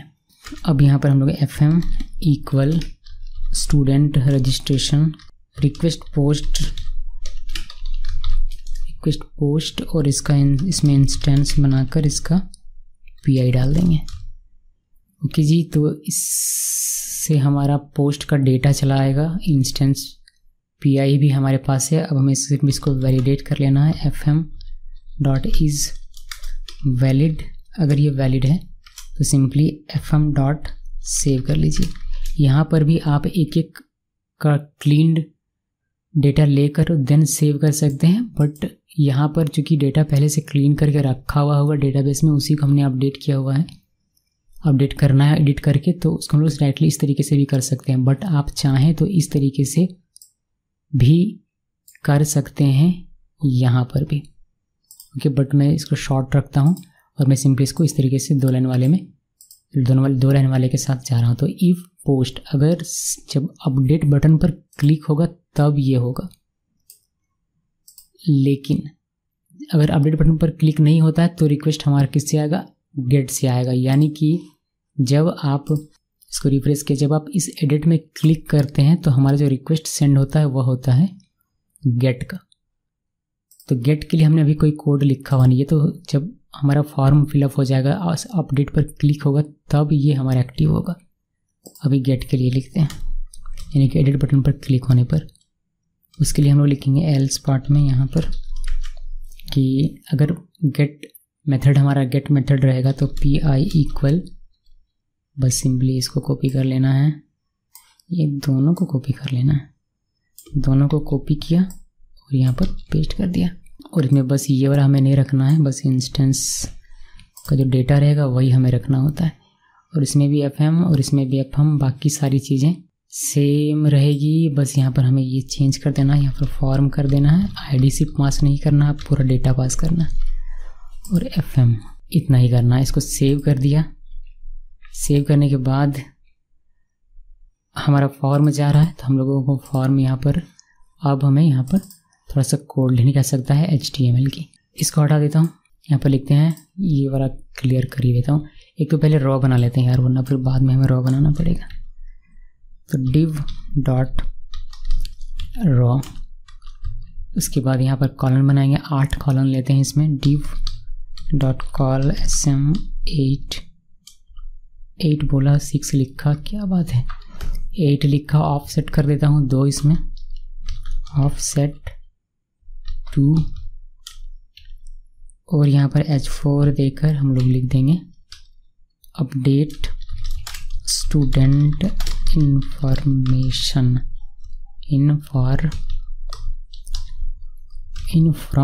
इंफॉर्मेशन ये लिखा। इसमें कुछ क्लासेस बूटस्ट्रैप की डालनी है। ये बोरिंग लगता है क्या, जब हम लोग जेंगो में काम करते हैं तो फिर मज़ा आता है बिजनेस लॉजिक में, लेकिन यहाँ पर थोड़ा सा लगने लगता है कि यार ये सब तो कई बार किया हुआ है। Dash info. अभी हम लोग यहाँ पर अपना फॉर्म बनाएंगे, तो फॉर्म हमारा पोस्ट में जाएगा, सेम जगह रहेगा, और हम लोग यहाँ पर इसको CSRF टोकन पहले दे देते हैं, वरना एक भयंकर सा एरर मिल जाएगा। और हम लोग सिंपली यहाँ पर अपना फॉर्म डिस्प्ले करवा देंगे। तो फॉर्म हमारा आ रहा है फॉर्म वेरिएबल से एज P। उसके बाद एक बटन बनाना है सबमिट का, सबमिट बटन, इसका वैल्यू हम लोग दे देंगे क्या, अपडेट और कुछ बूटस्ट्रैप की क्लासेस जिससे कि यह इसका शक्ल सूरत ठीक हो जाए। तो ये हमारा हो जाएगा क्या, BTN, फिर BTN इन्फो नहीं देते हैं, सक्सेस देना है क्योंकि जो हमारा अपडेट होगा वो सक्सेस होगा। बस इतना करना है। सबमिट क्लास लिखा हुआ है और अपडेट लिखा हुआ है। जी हाँ, बिल्कुल सब कुछ सही है मेरे ख्याल से। देख लेते हैं कोई एरर है क्या। कोई एरर नहीं है, ये बस इसको वेरीफाई कर लेना। तो रिफ्रेश किया, एडिट में क्लिक किया, देखिए एडिट से हमारा ये डेटा आ रहा है, बट हमें पासवर्ड यहाँ भी दिखाई नहीं दे रहा है। कोई नहीं, पहले देख लेते हैं कि अपडेट हमारा काम कर रहा है या नहीं कर रहा। रोहन की जगह मैं कर देता हूँ सोहन, और यहाँ पर भी सोहन, और अपडेट और पासवर्ड में कुछ दे देता हूँ सोहन पास, और अपडेट में क्लिक किया। अभी हमें होम में जाना पड़ेगा। देखिए हमारे यहाँ URL डायनामिकली चेंज हो रहा है, 1 आ रहा है। 1 में क्लिक करने पर होम में चलते हैं। देखिए सोहन देखिए रोहन हमारा यहाँ सोहन हो गया, यहाँ भी सोहन, और यहाँ भी ये चेंज। देखिए अपडेट हो रहा है, एडिट बटन भी काम कर रहा है, बट प्रॉब्लम ये है कि हमारा पासवर्ड यहाँ पर हमें दिखाई नहीं दे रहा। पासवर्ड तो वैसे भी दिखाई नहीं देता, हमें स्टार स्टार स्टार दिखाई देता, फिर भी यहाँ कुछ तो लिखा हुआ रहता। वह नहीं है, प्लस यहाँ पर हमें ये बैक करना पड़ रहा है। हमें यहाँ बैक टू होम का एक बटन दे देना है। तो पहले तो मैं बैक टू होम का एक बटन दे देता हूँ। उसके लिए हम लोग ए टैग बनाएंगे, href में URL सेट कर देंगे, %% URL, और होम का हमने क्या लिखा हुआ है देखते हैं। होम मतलब हमें लेकर जाना है कहाँ है, ऐड एंड शो में। कॉपी किया, पेस्ट कर दिया, और यहाँ पर लिख देते हैं बैक टू होम। और ये बटन की जैसे हमें दिखाई दे इसलिए इसमें कुछ क्लासेस ऐड कर देते हैं। BTN -info। सेव किया, इसको सेव करने के बाद यहाँ देखिए, यहाँ क्लिक करेंगे तो बैक टू होम। ओके, ये काम नहीं कर रहा, काम कर रहा है। यहाँ क्लिक करेंगे, बैक टू होम, काम कर रहा है। चलिए ठीक है, ये काम कर रहा है, बट अभी भी हमारा ये पासवर्ड हमें दिखाई नहीं दे रहा। देखिए इस पासवर्ड में यहाँ पर आपको दिखाई दे पासवर्ड डेटाबेस से, ये डेटाबेस के पासवर्ड इस तरीके से दिखाई नहीं देता। सिंपली ये पासवर्ड है, एक बार डेटाबेस में सेव हो गया, फिर आप इसको फ्रंट एंड में वापस इस तरीके से शो नहीं कर सकते। अगर करना है तो इसके लिए आपको इसका विजिट चेंज करना पड़ेगा। विजिट चेंज करना पड़ेगा। forms.py यहाँ पर आना है, और यहाँ पर हमें एक नया एट्रीब्यूट लिखना पड़ेगा जो कि है रेंडर वैल्यूज। इसका फॉल्स रहता है बाय डिफ़ॉल्ट, इसको हमें ट्रू कर देना है, और यहाँ कॉमा दे देना है, वरना मिल जाएगा भयंकर एरर। इसको सेव किया, सेव करने के बाद अब हमें पासवर्ड दिखाई देने लगेगा। बैक टू होम, एडिट, देखिए पासवर्ड डॉट पासवर्ड नहीं दिखाई दे रहा, बट डॉट तो दिखाई दे रहा है। फिर एडिट में, फिर ये हमें दिखाई देना। ये काम हो गया। एक बार इसको समझ लीजिए अपडेट वाले को। व्यू फंक्शन में जब आप एडिट में क्लिक करते हैं तो गेट रिक्वेस्ट जाता है। तो एडिट में क्लिक किया, समझ लीजिए गेट रिक्वेस्ट गया। जब गेट रिक्वेस्ट गया तो ये वाला हमारा कॉल होता है। देखिए जब आप एडिट में क्लिक करते हैं तो क्या क्या होता है। एडिट में जब क्लिक किया तो गेट रिक्वेस्ट गया, साथ में हमारा 1ID वाला हमने क्लिक किया था, तो stid1 और ये अपडेट वाला URL के पास, यानी कि यहाँ पर 1 चला आता है, जिसे व्यू फंक्शन में ID के पास हमारा 1 पास होता है। ये हमारा व्यू फंक्शन है, अपडेट डेटा ID में 1 आता है, और ये गेट रिक्वेस्ट, ये चेक करेगा कि रिक्वेस्ट डॉट मेथड पोस्ट नहीं है, गेट मेथड है। तो ये पूरा इसको स्किप करता है, सेव वगैरह कुछ नहीं होता, बल्कि एल्स पार्ट में चला आता है। यहाँ ID हमारा 1 हमारे पास आएगा, तो pk = 1, यानी कि प्राइमरी की जिसका 1 है। यहाँ जो आप देख रहे हैं ये हमारा प्राइमरी की है, पहला कॉलम ID वाला, ये ऑटोमेटिक जनरेट होता है। तो इसका प्राइमरी की जिसका 1 है उसका डेटा PI में आता है। देन हम लोगों ने इसको इंस्टेंस वेरिएबल में यहाँ पर डाल दिया हुआ है, जिससे हमें FM में डेटा मिल जाता है इस PI का, यानी कि जिसका भी pk प्राइमरी की 1 होगा वह डेटा PI में है, तो PI का डेटा हमें FM में मिलता है। यानी कि पहले वाले का डेटा क्या है, पहले वाले का डेटा है sohangeek.com और सोहन पास, ये डेटा FM में है, और FM में हम लोग फॉर्म और वो डेटा दोनों पास कर देते हैं, जो कि इस टेम्पलेट में रेंडर होकर हमें यहाँ पर क्लिक करने पर इस तरीके से भरा हुआ दिखाई देता है डेटा के साथ। अब जब आप यहाँ पर चेंज करते हैं, मतलब मैंने चेंज किया इसको, मान लीजिए नैरो, मैं अपडेट करने वाला हूँ, तो मैं डेटा चेंज कर रहा हूँ, नैरो और मैंने जैसे अपडेट में क्लिक किया, जैसे मैंने अपडेट में क्लिक किया तो ये एक फॉर्म है तो पोस्ट रिक्वेस्ट जाता है। जब ये पोस्ट रिक्वेस्ट जाता है तो ये फिर से हमारा चलता है बिकॉज URL ये हिट हो रहा है, तो हमारा फिर से ये चलता है। ये चेक करता है कि रिक्वेस्ट मेथड क्या है, पोस्ट है। अब की बार आईडी हमारा अभी भी 1 है, PI में PK इक्वल आईडी यानी कि PK 1 जिसका है, बिकॉज हमारा आईडी भी क्या है 1 ही है, तो PK 1 और डेटा हमें PI में मिलता है। देन हम लोग उसको इंस्टेंस में डालते हैं, रिक्वेस्ट हमारा पोस्ट के साथ डेटा यहाँ पर है और इसको हम लोग वैलिडेट करके सिंपली सेव कर देते हैं, जो हमारा डेटा जाकर अपडेट हो जाता है हमारे डेटाबेस में, जो आपको यहाँ पर देखने को मिल जाता है नैरो। और अगर आप बैक टू होम करेंगे तो चूँकि हमारा डेटा अपडेट हो गया है यहाँ पर, तो यहाँ से ही पॉपुलेट होता है ये सारा डेटा, तो यहाँ आपको अपडेटेड डेटा देखने को मिलता है। तो ये है जी पूरा कहानी अपडेट का। मुझे उम्मीद है कि आपको ये पूरा समझ में आ गया होगा। ये वीडियो तो काफ़ी लंबा हो गया, जितना सोचा था उससे कहीं ज़्यादा लंबा बन गया ये। तो ये है पूरा अपडेट, डिलीट, क्रिएट और रीड यानी कि रिट्रीव करने का पूरा कहानी। ओके, अभी बहुत सारे तरीक़ों में से एक तरीका है CRUD प्रोजेक्ट को बनाने का। इसके अलावा भी बहुत सारे तरीके हो सकते हैं, बहुत सारे तरीके हैं। ओके, तो बस एक बेसिक आइडिया आपको मिल जाता है CRUD प्रोजेक्ट से कि हम लोग अपडेट, डिलीट, रिट्रीव, इंसर्ट किस तरीके से करेंगे। यहाँ हमने यूज़ किया था फंक्शन बेस्ड व्यू, जिसमें हमने यूज़ किया मॉडल फॉर्म। उम्मीद करता हूँ सबको समझ में आया होगा। Thanks for watching.